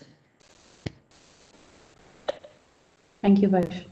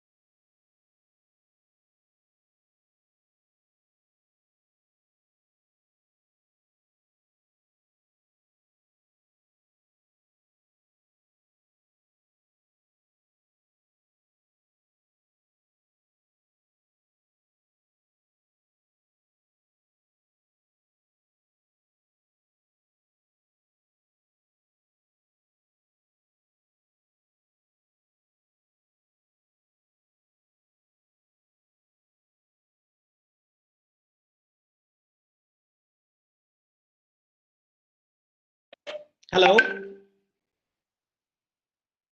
Good evening, sir. We lost you there for a bit. Sorry about that. Anyway, it happens. Not a problem at all. That this is the world we live in, so we understand. So, sir, as I was saying, one of the questions is that what in Hindu mythology we hear about different forms of God. Is it from one God that there are different forms, which is more acceptable in this millennial day and age? There are three types of mythologies in the world. Some people believe there are many gods, some people believe there is one God, and some people believe there are no gods. All three are true. So in the 19th century, when the Europeans, the British came to India, they had one God, so they expected Indians to have also one God. So we came up with these ideas like one God is equal to many gods. We don't live in that world anymore. In fact, most people, educated people in the world, don't even believe in the existence of God. So we should not bother with these kind of questions. These are very 19th century questions. In the 21st century, it doesn't matter. What matters is who's hungry. The reality is not God. The reality is hunger. God is not a measurable reality. Hunger is a measurable reality. I would rather focus on hunger. And for me, God is someone who satisfies other people's hunger. Beautifully put, sir. This is the last question. Sorry, the second last question. What sort of a leader was Karna, sir? So Karna's story is about self-obsession. And that is something that we don't realize. Everybody loves Karna because you see, Karna is an outsider, right? You think he deserves all the success in the world and nothing is coming his way. It's always he's outside. So he becomes a role model for many people who don't feel they have been given their due in life. We see ourselves as Karna. We have got all the qualities that make us a CEO material, but we are not becoming CEOs. That is why Karna is so popular. But remember something very interesting about Karna. Karna is a charioteer who wants to become the great warrior, the archer. And opposite him is Krishna, who is an archer, who is happy being a charioteer. So you find a fundamental difference, the reversal of role between Karna and Krishna. With Karna, someone who believes that when he becomes an archer, he will become, everybody will respect him. And Krishna says it doesn't matter who you are, respect should be universal. Universal does not come from whether you hold sitting on a driver's seat or a king's seat or a servant seat or a cowherd. Whether you're a cowherd or a charioteer, everybody deserves respect. While Karna genuinely believed that respect only comes when you are in positions of power. And that is the lesson we have to learn from the Karna story. So as a leader, you never find it's about he's consumed by his own success. He's talking about, am I successful? It's about his hunger that matters the most. He's not interested in other people's hunger. Even when he's done, it is about, I'm giving, so I need something in exchange. What will I get in return? I have been such a great Gandhir. What will I get in exchange? That's how all of us are. We are all in many ways like Karna. We believe that if I've done so good, something good should happen to me. And Krishna says in fact, there are no guarantees. You can do as much good as you want, but at the end of the day, even remember, Krishna does dharma sthapana, but he gets the curse of Gandhari. And that's the tragedy of the Mahabharata. Krishna does dharma, but in the end, what does he get? He gets the curse of Gandhari. So we have one more question regarding a similar situation to the pandemic form from the mythological and how have people handled it then? So, remember I began the conversation by talking about Noah's Ark. So Noah's Ark is a very good metaphor for the pandemic because Noah's Ark, in Islam, Noah is known as Paigambar Nuh, N-U. So he's known as Paigambar Nuh, and it is told that, when the great flood happens, he has a ship on which he takes a pair of all living things and he's surviving. All of you guys, all of us are like the prophet Noah. We are on a ship. Our family members are on that ship and we're living in one house and we're not allowed to go out, maintain safe distance. And all family members are like various animals on our ship. And we have to make sure they don't eat each other and they don't kill each other. So we have got dogs in our house, cats in our house, tigers in our house, camels in our house, elephants in our house, all trumpeting and roaring and shouting and barking. And we have to manage all of them like Prophet Noah till the flood is over and we can go to our respective homes. That is the model that you have to keep in mind. We are all Prophet Noahs trying very hard to survive this flood Hopefully we will survive it. We are in virtual connection with other Noahs in other ships, and hopefully none of us will sink. Beautifully put, sir. So, sir, thank you so much. First of all, I would really like to thank you for taking the time and being here in this virtual environment with us. It was an extremely enlightening webinar on Indian culture. It was specifically interesting your true meaning of success in the Indian culture in various lights. This, I'm sure, will pave the way forward for many young Indians and encourage them to evaluate what is true hunger. We have many students on this call. We've got many young entrepreneurs in this call. So maybe we can all sit down today and really truly discuss or think amongst ourselves what is true hunger, which will equate to success for us. Your explanation about Artha Shastra, Kama Shastra will be a key takeaway and can be used as a core strategy for all of us to streamline our life. And maybe by the end of it, we can reach Moksha Shastra as well. Specifically, your quote, I think, will stay with me for a long time, that the king exists for the kingdom and not the kingdom and not the kingdom for the king. I think it should be a mantra for all of us in this lifetime and maybe in our careers as well, whether we are students or whether we are business owners. You have really inspired many of us to live for other people and not for us. And hopefully we can, like I said, obtain Moksha Shastra. So we thank you for being a part of YI X Factor and for taking the time off to be here with us. Thank you, sir. Welcome. Bye-bye. Thank you.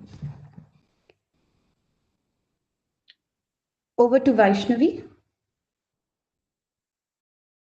Thanks, Rashmi. That was truly an amazing session on what success and hunger really means to all of us. So before we go on to our celebrity cricketers who are already here, I would like to take this opportunity to thank my team who have been working passionately right from the start of the year. Almost a year ago, during our planning exercise at the Pathfinder in March, we had some really amazing plans, like, we wanted to do an international mission, we wanted to do a cross-chapter mission. There were choices like Pondi, Siliguri, somewhere east we wanted to do, and a lot of implant visits that we wanted to do as well. And after that, COVID struck and we were not able to meet even once. But however, I think the team, we were quickly able to adapt to the new normal and we came up with different genre of events and organized them. The learning team, we had a great mix of experience and youth, with 4 of us who have been in multiple verticals earlier and 4 of them being in a core vertical for the first time, in which 3 of them were joined newly this year. And I would like to thank my co-chairs, Supraj and Nishit, for coordinating and being really instrumental in getting the speaker lineup, not just for X Factor, but throughout the year. My co-team members, Karthik Ram, Nirmal and Rashmi, who really took care of the promotions and they came up with very exciting and innovative ways to promote the events. They had some crosswords and clues to guess who the speaker was. And Rashmi and Nirmal, you guys really brought the new energy to the team. Abhishek, Arun and Vijayan, you helped us in connecting with all the members and in giving us suggestions and overall planning and execution. So overall, it was a great team effort, great ideas and suggestions from everyone, which made this learning year a memorable one. And chapter leadership, Aishwarya and Jai Prashant, who supported us throughout the year and gave us complete freedom with trust and confidence. You backed us up with all the decisions we took and were always approachable to whatever ideas and suggestions that the team wanted. Finally, Shakti, who helped us with all the creatives and was there every time that we needed him. He hosted all our virtual events online and also hosting a wonderful X Factor now. So team, I truly appreciate all your time and efforts in making the learning year a great success amidst all the pandemic, COVID, everything, with really diverse speakers and quality takeaways. So I really thank each one of you in my team for making this happen today. So over to Arun for the introducing the next speaker. It was truly a mind-blowing session for all of us from Devdutt Patnaik. The moment that we all were waiting for, our own Coimbatore cricketer, Jagdishan is here. A dashing wicketkeeper batsman hailing from Tamil Nadu, Jagdishan came to limelight after a highly impressive knock in the first session of Tamil Nadu Premier League in the year 2016. Born in Coimbatore, 24th of December 1995, he completed schooling in Staines and his undergrad in PhD CAS. Finished his master's in MBA from Ramakrishna College. He started playing cricket at the age of 8 and the under 14 team at the age of 11. Went on to lead the under 14, under 16, under 19, and 25 state. Jagdishan finished as the third highest in All India under 19 state and got selected for the National Cricket Academy. And also got the District Cricketer of the Year. He made his Ranji Trophy debut at the age of 20 and also got a 100 on his debut knock against Madhya Pradesh. Finally, he got selected for the Chennai Super Kings at the age of 22. Over to Supresh.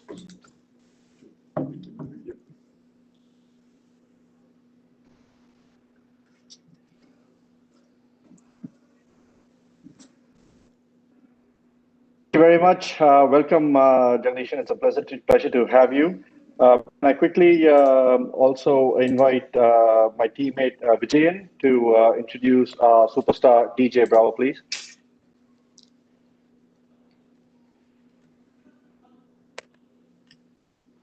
Good evening once again. Allow me to introduce DJ Bravo, a cricketer, a former captain of West Indies cricket team, a genuine all-rounder. He's particularly known for his aggressive batting in middle order, for his dead bowling. He also performs as a singer and famous for his champion song. He was a key member of West Indies team that won 2012 ICC World 2020 and 2016 ICC World 2020 title. Hardly any player in this modern era have celebrated in the way DJ Bravo has been. In domestic cricket, DJ Bravo has played for his native Trinidad and Tobago since 2002. He has also played for Chennai Super Kings in Indian Premier League and Lahu Calendars and Quetta Gladiators in Pakistan Super League. Melbourne Regenerates and BBL and Chittagong Kings in BPL and Kent and Essex in English County Cricket. I request Mr. Shakti to play a short clipping for DJ Bravo.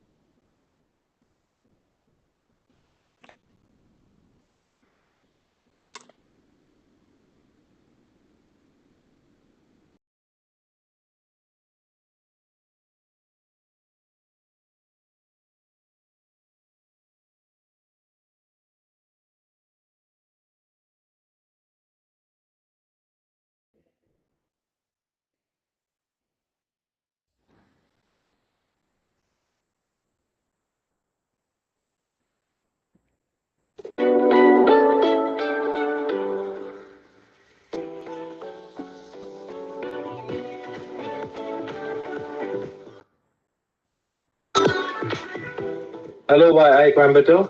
This is Jagdishan, and I'm glad to be part of X Factor, and I'm really looking forward to meeting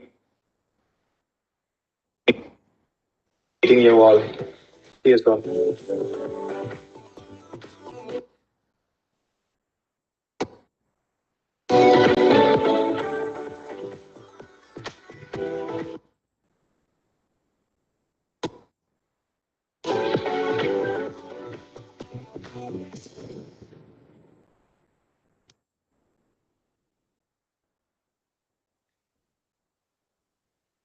DJ Bravo, are you there?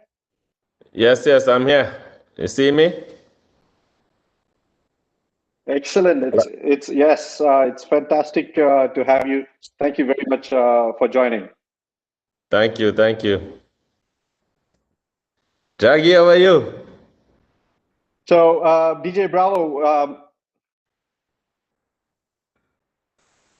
yeah. So, DJ Bravo, so what we'd like to do is, ask you a few questions, just general questions. I'm sure you'd answered them like 100 times before, or 1,000. And then, we'd like to do a quick rapid fire round, if that's okay with you.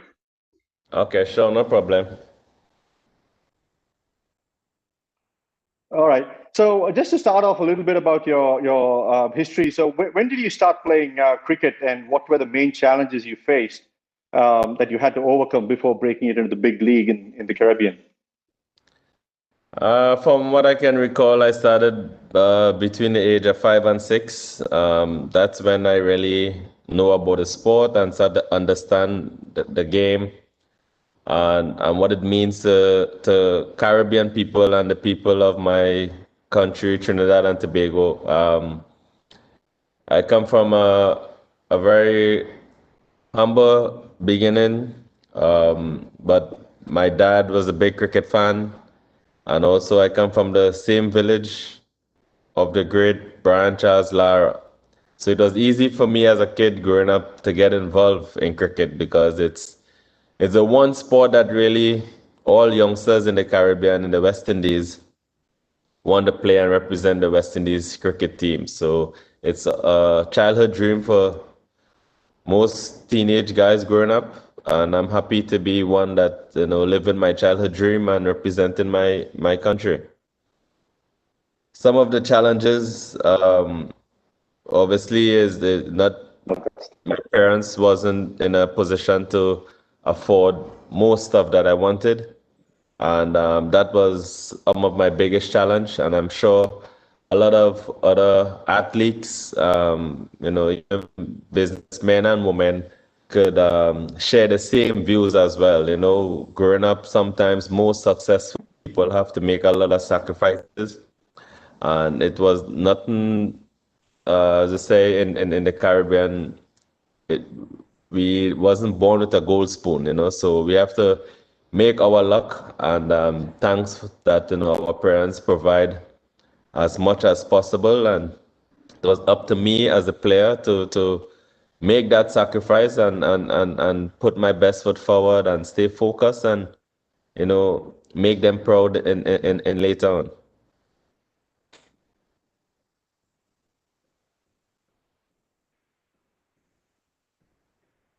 You there? Yeah. Thank you. That's quite inspiring. I mean, yeah, you're right.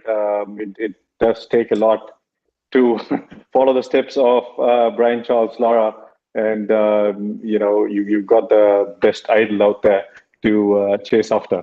Yeah. In your career of playing all three formats of the game, which format did you enjoy the most, and why? Well, they all have their different. I have different love for all three of them because when I started my international career, Test cricket was the main cricket, and as youngsters growing up, we all want to play Test cricket because it is still is the ultimate, and I think everyone should aspire to experience playing Test cricket. So I really enjoy Test cricket, and I was lucky enough to play 40 Test matches, which is a decent enough Test career. I wish I could have played longer and continue, but circumstances beyond my control, I was not able to fulfill my true test potential and my career. I enjoy one-day internationals as well, and also T20s. So, T20 started. Hello?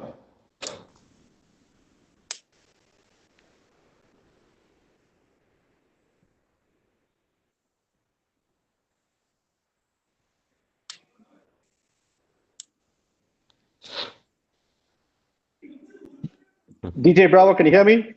Yes, I'm hearing you. You hear me? All right. Thank you. Next, yes, I can now. Okay. Obviously, all our questions, or at least most of our questions, would revolve around CSK and MSD. So the next one's around him. MSD being a legend, for players debuting with CSK, it must be quite overwhelming with his superstar status. So what does MSD do to make the debutants feel at home? Yeah, it is. And I'm not only for youngsters, I think even international players who are senior players in their respective countries, whenever they come into the CSK setup, you feel that moment of they all admire him because we all admire him. You don't have to be a youngster to admire MS and his ability as a leader. But for youngsters, because what you see on TV is exactly the individual he is in real. So off the field, he's very calm, very cool. He always have his room door open. So whether you're a youngster or senior player, you're always welcome in MS room. And so it's good to have, as you mentioned, a legend, someone who have done so much and achieved so much in cricket, that he is still on the same level with even with the youngsters and make them feel welcome and comfortable. And he's very approachable. And you see every IPL match after every game, all the young players always there at the end having a chat with MS. He's always willing to give his experience and share his knowledge. So, it's good that someone like him make time for youngsters and make them feel comfortable. And he helped create that environment of CSK where we have that family bond, and it's hard to get in between. Always nice to hear nice things about MSD. How would you compare the Indian cricket fans from around the world? I think for cricketers, the Indian fans, with all due respect to all the other nations and fans around the world, I have fans from all over, but my biggest fan base is from India, and I appreciate that. And to receive the love that I've been getting from my fans across the world and more so in India, it's a special feeling for me. And I don't take these things for granted, and I appreciate the love and support. And they are so passionate about the game, passionate about the sport, and to be a non-Indian player and loved by so much in India, it's a great feeling for me. And I said this in a lot of interviews that India is my second home and will always be my home away from home.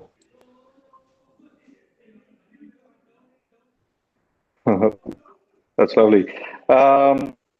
I played for teams in the IPL, Mumbai and Chennai. What do you think these two teams do right that the other teams struggle with? Despite them also having some superstars in their own right. I think they are they're both teams. If you look at the history, they tend to keep the base of the players, the core of the players. MI and CSK never release the core of the teams, and that's very important. Whenever you go into a tournament that is short, is 2 months, 14 games, you want to have a dressing room that players already accustomed to each other. So whenever you go into a draft and you pick the rest of the squad, you already have a base that you can start from, a solid base. And also it's good to have good local Indian players as well. And over the years, both Chennai and Mumbai had some of the best local Indian players, whether they are Indian national players or domestic players coming through the ranks. So yeah, and two franchise, the biggest fan following, two very cricket crazy cities. And yeah, I think that's and the owners as well have a big part to play. I must say the owners have a big part to play in both franchise success. That's nice. Being one of the fittest in the game, how does your fitness routine look like? Especially during off season, what do you do to keep yourself fit? Regular workouts. We try to work out maybe an hour, 2 hours a day. Gym, speed and agility. Work with the physiotherapist. Get massages. Eat properly. Rest properly. It's important as an athlete to, regardless it's in season or out of season, it's important to maintain a certain level of fitness. And you see throughout this pandemic, a lot of players turn up the tournament unfit, whether they're overweight or not in shape to play. And I think that's because, a lot of athletes, a lot of players, when there's a lockdown, they decide to really shut down and lock down and forget about continuing their program, continuing their work. So it's important to always keep reminding yourself that it's a lifestyle, it's a habit, and it's important to keep yourself fit and healthy and active. So therefore, these things will prevent injuries. It will keep you on the park longer. You will feel good mentally and physically. So it's important to keep training.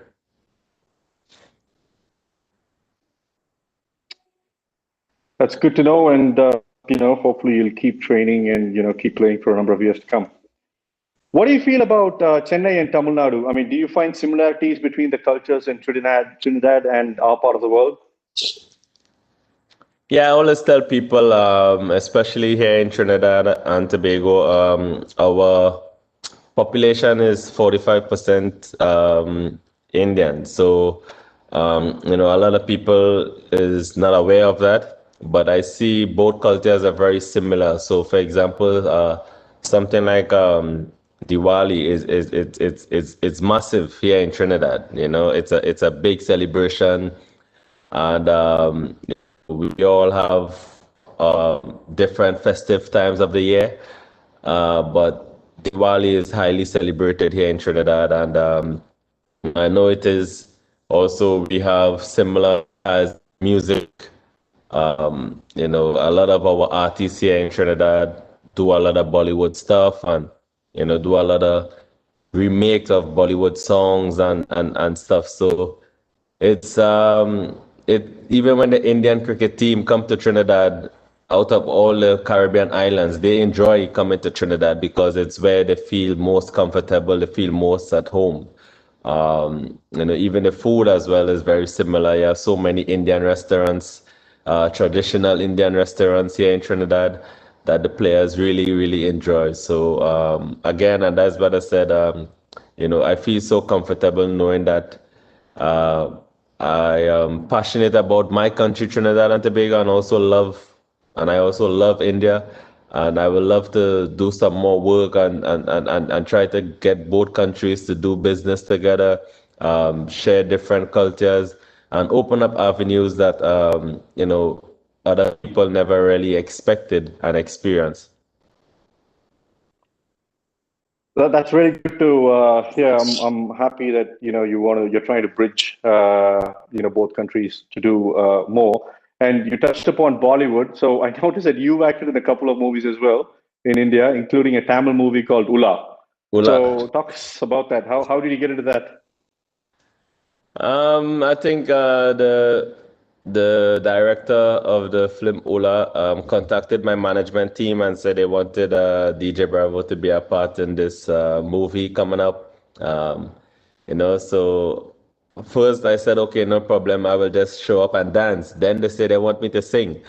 And they want me to sing in Tamil. So that was like, wow, oh, that's even possible. And but it was fun. It was fun going into the studio and recording the song in Tamil and me rehearsing the words and the lines and trying to remember it, then have to do the video shoot. So it's about recording a song, remembering the lines, remembering how to pronounce the words, go and shoot a video, do the dance, choreograph a dance, and also sing. But it was fun. It was fun. It was my first experience really getting a sample of a real big full production for a movie. And it was like 18-hour shoot because I had one day to really shoot and because I had to fly the next day. But I enjoy it, and hopefully in the near future, I get more opportunities again. We have a few listening to this and then some of the offer. We move on to a quick rapid fire round, around 10-15 questions. Yeah. Okay. Your favorite? Favorite what? Yeah, player. Hello? Hello, DJ Bravo, can you hear me? Yes, I'm hearing you now. Your favorite cricket player? Brian Lara. Your favorite shot? Extra cover. If you got a chance to sing with an international artist, whom would you choose? Wow. If I have a chance to sing with an international artist, I will choose female. I will choose Rihanna. Nice one. Pepper pot or biryani? Biryani. Favorite song? Champion. Obviously. Most memorable moment in international cricket? I have a few, but I will put ICC T20 World Cup in India, 2016. Yep. Funniest cricketer in the CSK team? Funniest cricketer in CSK team, Jaggi. Just because. All right. Favorite captain? MS Dhoni. Okay. Bravo in 10 years? Bravo in 10 years, I'll be 47. My special birthday. I will be CSK bowling coach. I will be making more music, producing more songs, and I will be doing some Bollywood appearances. And I hopefully by that time, Jaggi hit me a 6 in the nets. Hopefully. I've been asking him to hit me 1 6. Every time it was easier to hit me a 6. All right. What did you miss the most during COVID? Traveling, and my little son, DJ Bravo Jr., he's living in Atlanta, and the last time I saw him was in January 2nd. So, which is almost a year now, I haven't seen him. So that's definitely something I miss the most.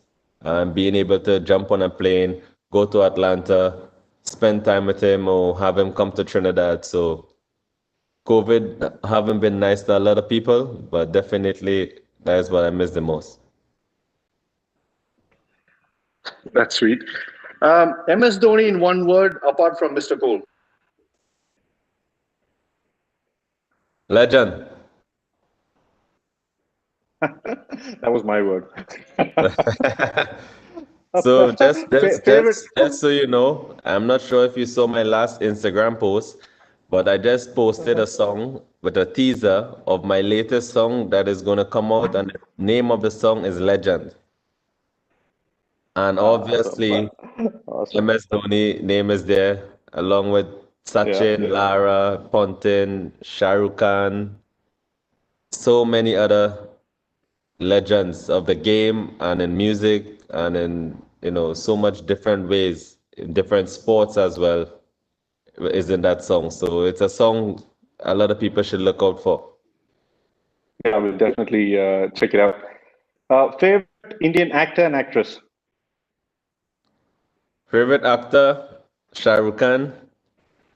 Actress, Deepika Padukone. Okay, a few words in Tamil. Walakum. We've heard you say that again. Awesome. Okay, So we'll wrap up with one thing. Tell us something about DJ Bravo that the media doesn't know about. That who don't know? The media. Someone is very sporty. I love to make a lot of jokes. Jaggy can tell you, I'm a prankster. I love to prank people.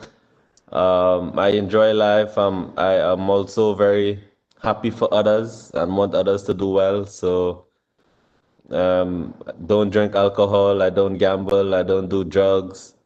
Don't smoke. Nothing like that. So all of these things that I stay far from. So I guess some people knew and some people don't. So for those who don't, there you go. No, that is news. I mean, Caribbean, Trinidad, and no alcohol is definitely news. That's Yes. great to hear. DJ Bravo, you're an absolute inspiration. You're a joy to watch on TV and to speak. Can't thank you enough for joining us today. If you want to listen to Jaggi, please feel free to stay on. So we'll just move on to Jaggi then. No problem. I'll stay on for 5 minutes on him. Go ahead, Jaggi. How are you All doing, right. Bravo? I think my microphone was on mute when I said hi to you.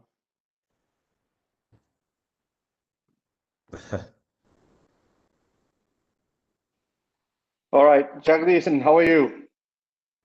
I'm doing good, thanks. Thank you. Thank you for joining us. You're from our hometown, so we have a lot of questions for you. Let's start by hearing where do you learn to play cricket in Coimbatore? Well, before I start, I'd like to, obviously say hi to people who are present here and via Coimbatore. So, and also a big hi to Bravo. Thank you. And yeah, so yeah, in Coimbatore, I think I started playing at Ramakrishna.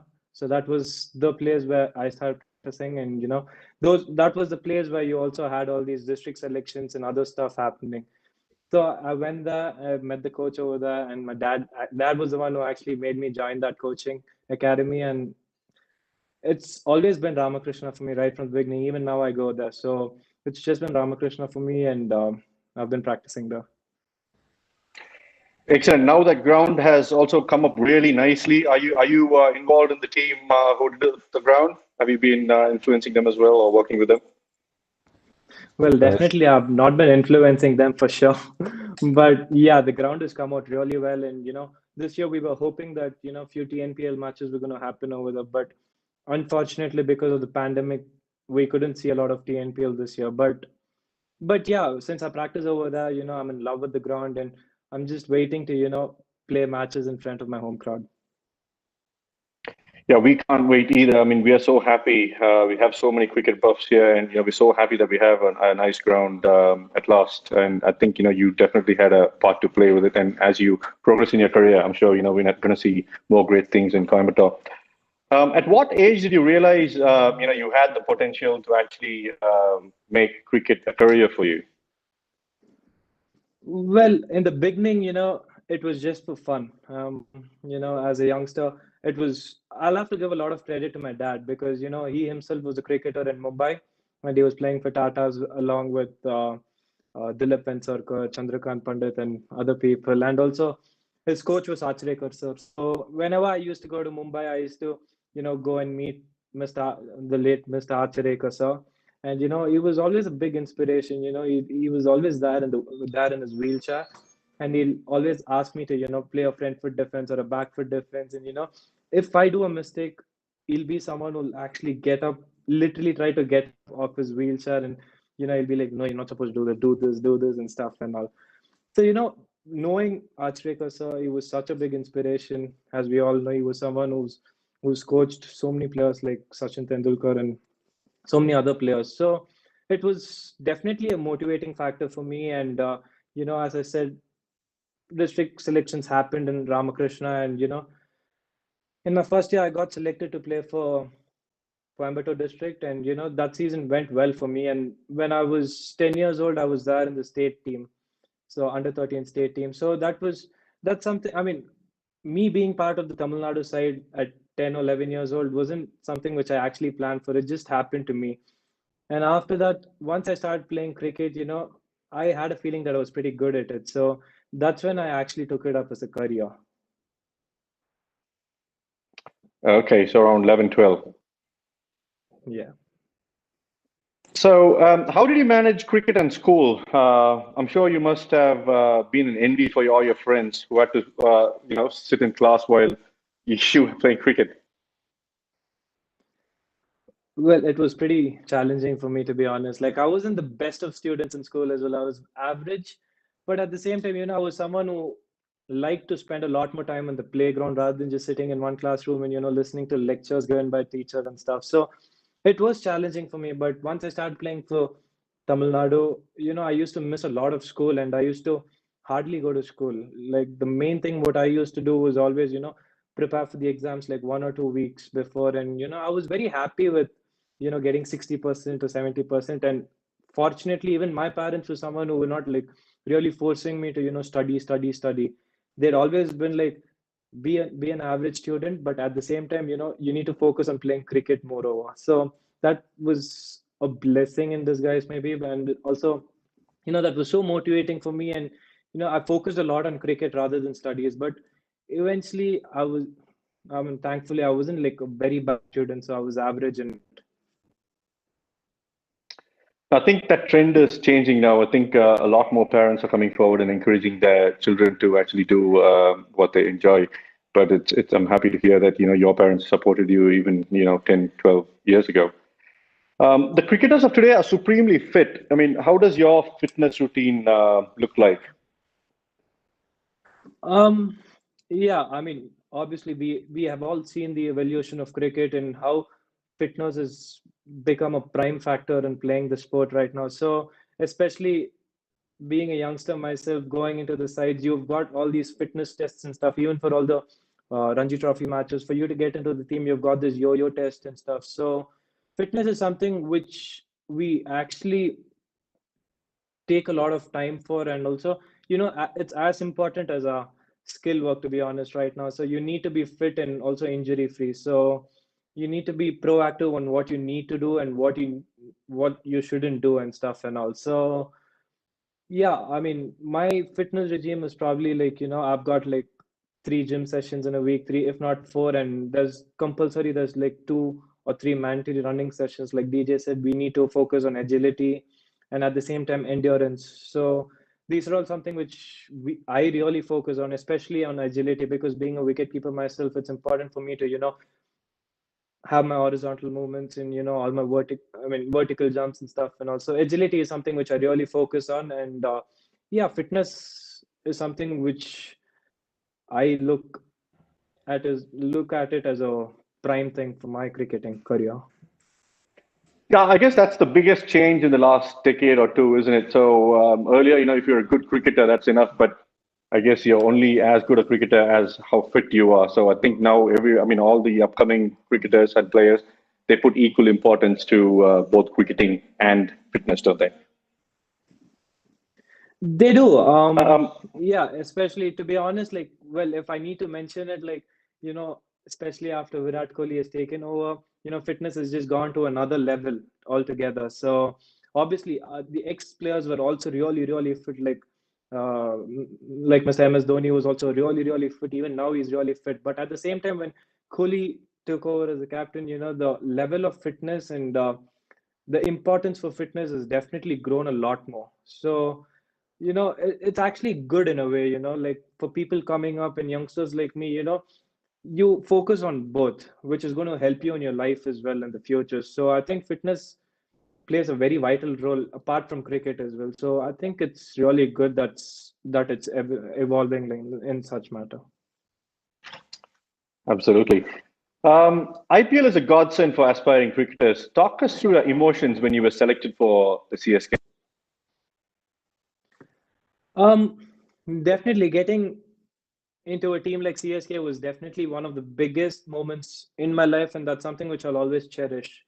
So, well, before I got into the CSK team, it was, like we had a Syed Mustaq Ali tournament and other stuff like the domestic T20 tournament. So I had a pretty good season before I got selected for CSK. But before I got selected for CSK, like any other player. I was just sitting in a room, and my friends were there with me, and my parents were obviously there with me, and I was just so excited. At the same time, I had so many butterflies in my stomach. Like, I was just hoping, some team would just pick me. Like, I didn't have, I want to go to this team or that team and stuff. I was just hoping that I just get picked by someone. So I was also pretty confident that I might get selected that year, because before that, I had a lot of trials with other teams as well. Like, almost all the other franchises that called me for trials, and I had a good thing with them as well. Like, in the matches, practice matches I played against them, it was a really good thing. And when the day of auction arrived, I was like any other cricketer. I was just so nervous and filled with butterflies, and I was just hoping for my number to come up, and I was just hoping that somebody would pick me. But eventually, getting picked by CSK, I felt so overwhelmed because, being a supporter of CSK from a very small age, being part of Tamil Nadu, and you technically grown watching a lot of IPL, especially being from Coimbatore and Chennai half the time for my matches. So it was a very, very special feeling. And at the same time, to be honest, like I was also feeling very nervous after I got picked because, I got to know that I'm going to share the dressing room like with players like MS Dhoni and obviously champion Bravo. So even that was another factor which made me get a lot of butterflies in my stomach. But once I got there, it was just completely normal. I mean, I guess that was my follow-up question. So after being picked, when was how was your first meeting with MSD, and what did he tell you, and how did you feel? Well, that's something which I'll never forget in my life. As soon as I entered the first practice session for CSK with my CSK clothes on, I felt really, really happy. And I was like, you could see like literally 20,000 people sitting in the stands just to watch you practice. I'm like, whoa, I've never done this before. So it was amazing. So slowly I went to the dressing room. I got my stuff, all packed, and, I just kept it over there. And eventually I stepped onto the field. So when I stepped onto the field, I saw MS Dhoni standing right behind the nets, and straight away I went off to the video analyst because he was pretty close to me as well. So as soon as I went to him, I was like, Anna, can you just introduce me to MS Dhoni and stuff and all? He was like, there's no way I'm going to introduce you. You're a player of this team, so you might as well go and get yourself introduced. And I was a bit hesitant. At the same time, I was a bit scared. So as soon as I approached MS Dhoni, I was like, well, I just couldn't talk anything. Nothing was just coming out of my mouth. I was like, and stuff. So, and all of a sudden, MS Dhoni was like, hi, Jagdishan, I'm MS Dhoni. I'm like, oh, okay. I definitely do know that you're MS Dhoni. But so, and after that, I was like, and then, obviously I couldn't speak normally with him. I was like, so glad to meet you, sir. And eventually I made it like, how do I call you? And should I call you sir? Should I call you my bye, or should I call you something else? And he was like, just call me my bye. And I'm like, okay, cool. I could imagine that must. I guess it's going to be difficult to kind of beat that emotion for a long time, isn't it? Just mind blowing. Yeah, but when I talk about this, I really have to talk about something which happened later as well.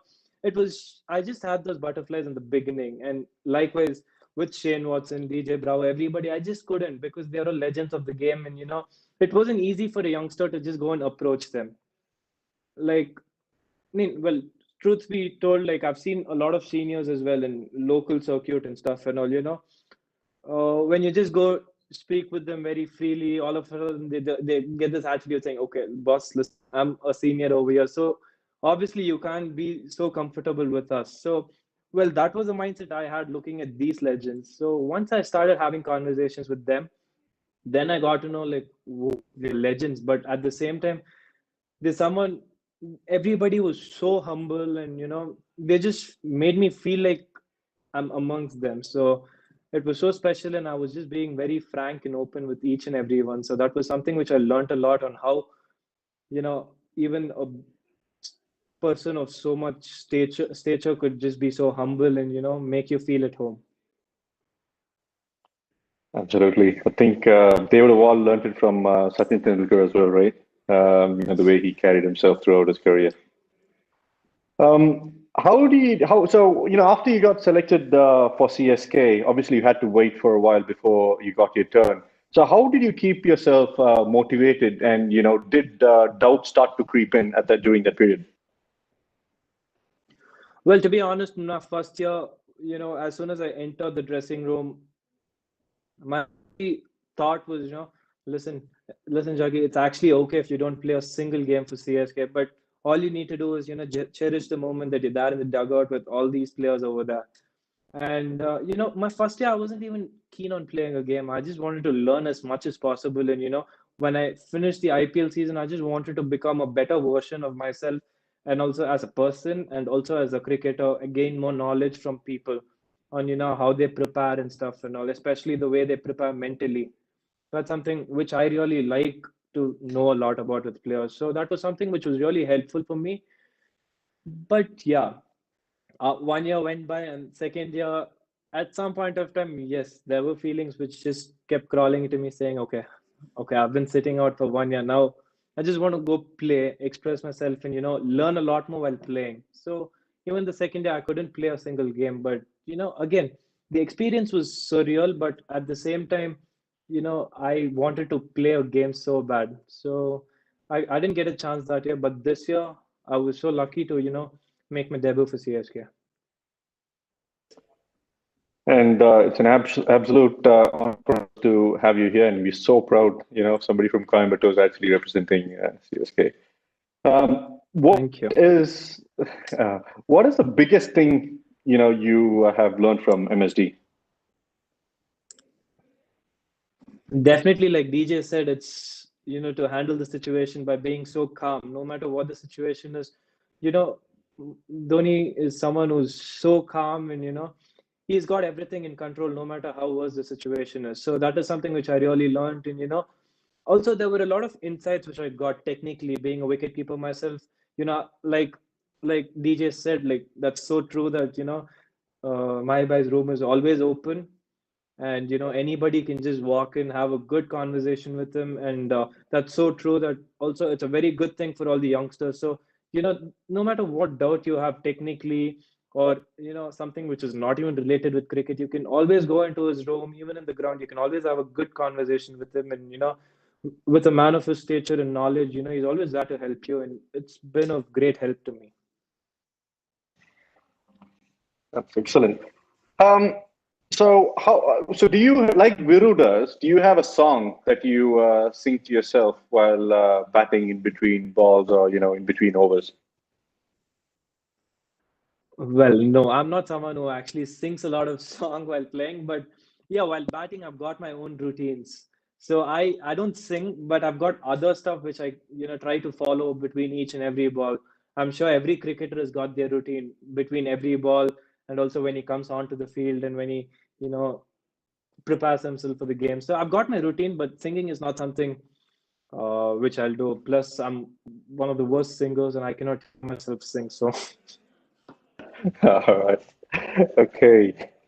Shall we do a quick rapid fire round, Jagdishan? You ready for it? Sure. Yeah. Okay. Favorite cricketer apart from MSD?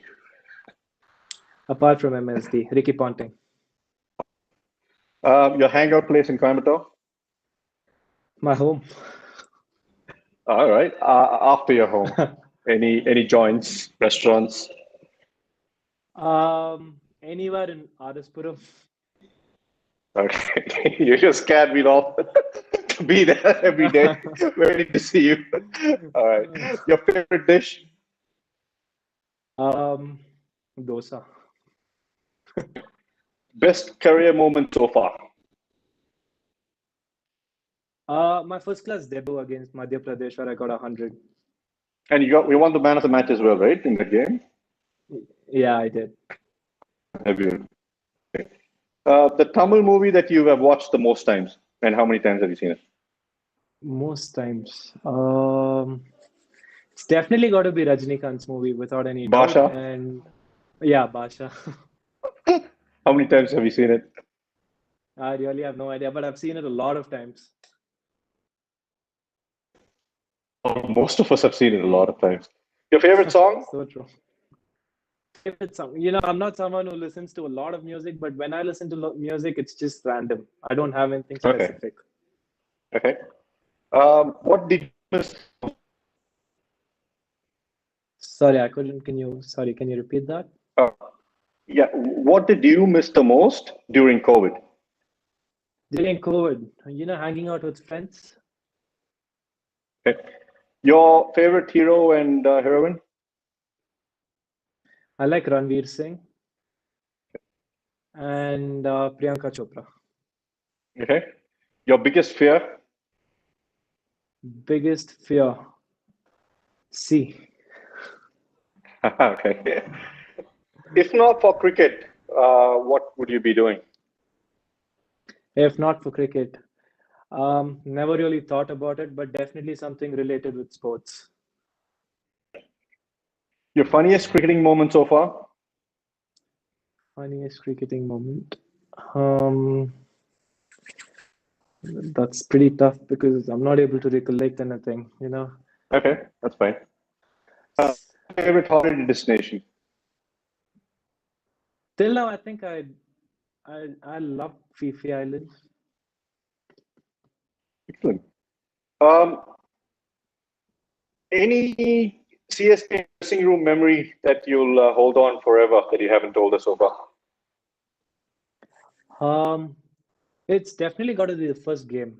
I mean, it was against Mumbai Indians at Wankhede, and I don't know how many people remember this, but that game, DJ just stared upon Bumrah, and it was an exceptional win, and it just set the momentum for us that year. It was my first game as well, sitting in the dugout, so that match was so special, and the way DJ played that game was fantastic.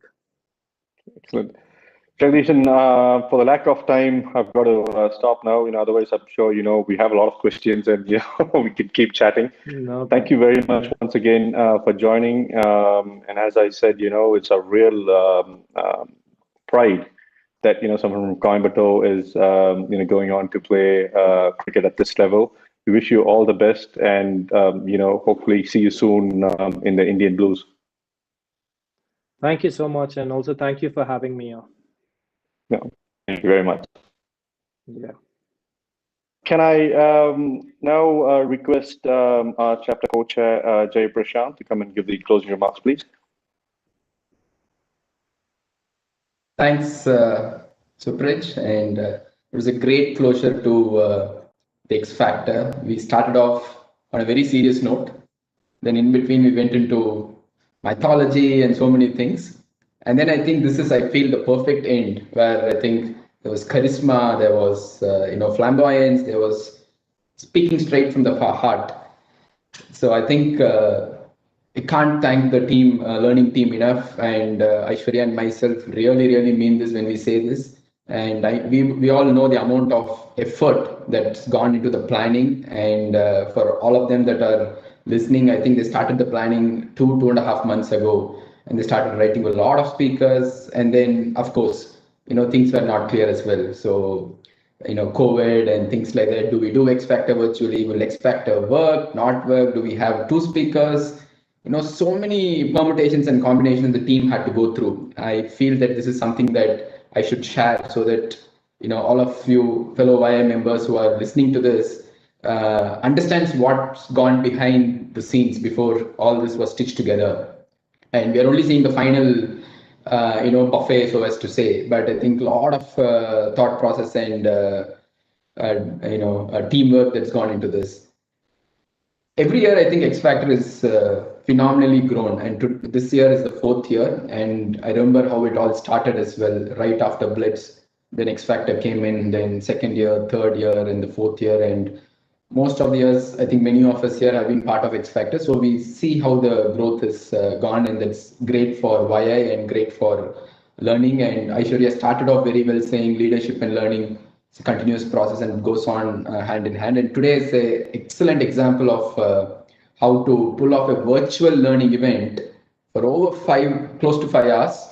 And we still see close to 200 to 300 people seeing this session. I mean, that was also one of the things that we were actually contemplating. Will people sit through? It's a virtual session. distraction, so many other things. But it's great to see the amount of people that's tuned in earlier and till the end of the session as well. I think if I were to sum up X Factor, I think it's very hard, but I'll just put together some words. I like this concept of having a one-word emotion at the close of everything. But I think I need to have many words of emotion when we close this.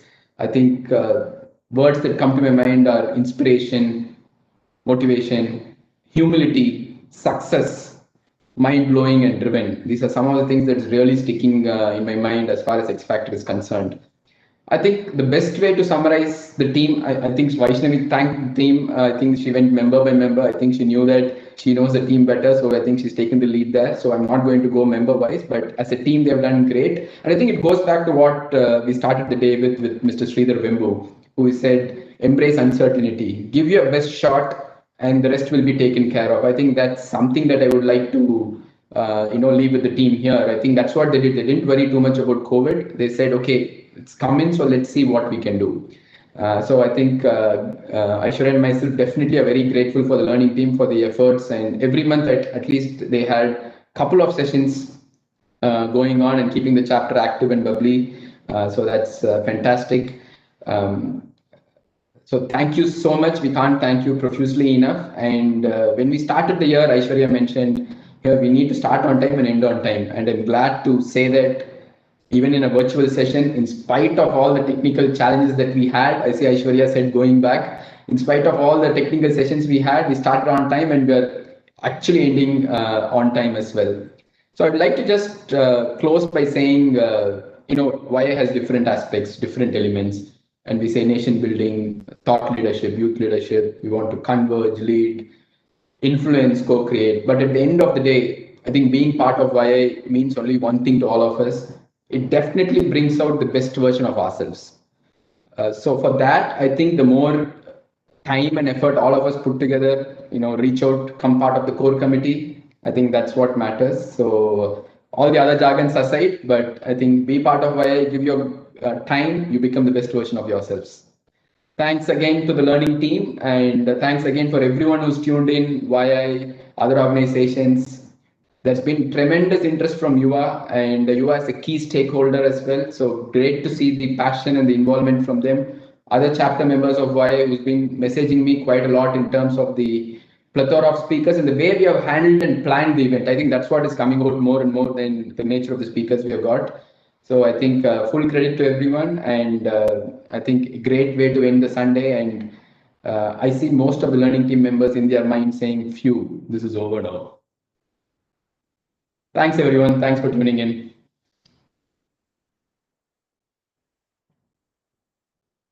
Thank you, JP.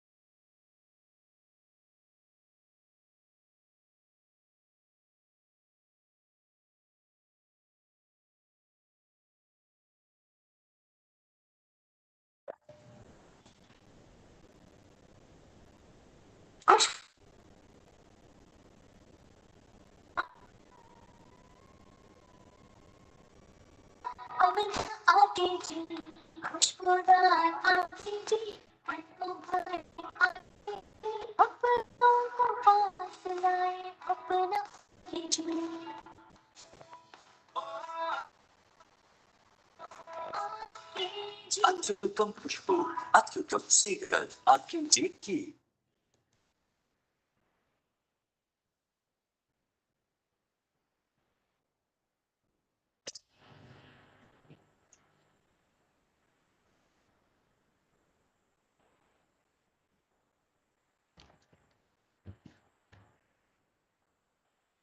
Hello, hello.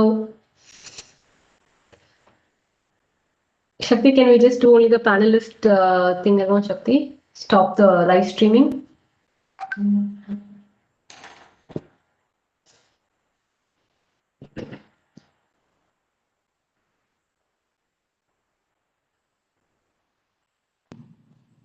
It'll be quite funny if you're all still on live streaming, Vish. That's what I was telling Shakti too.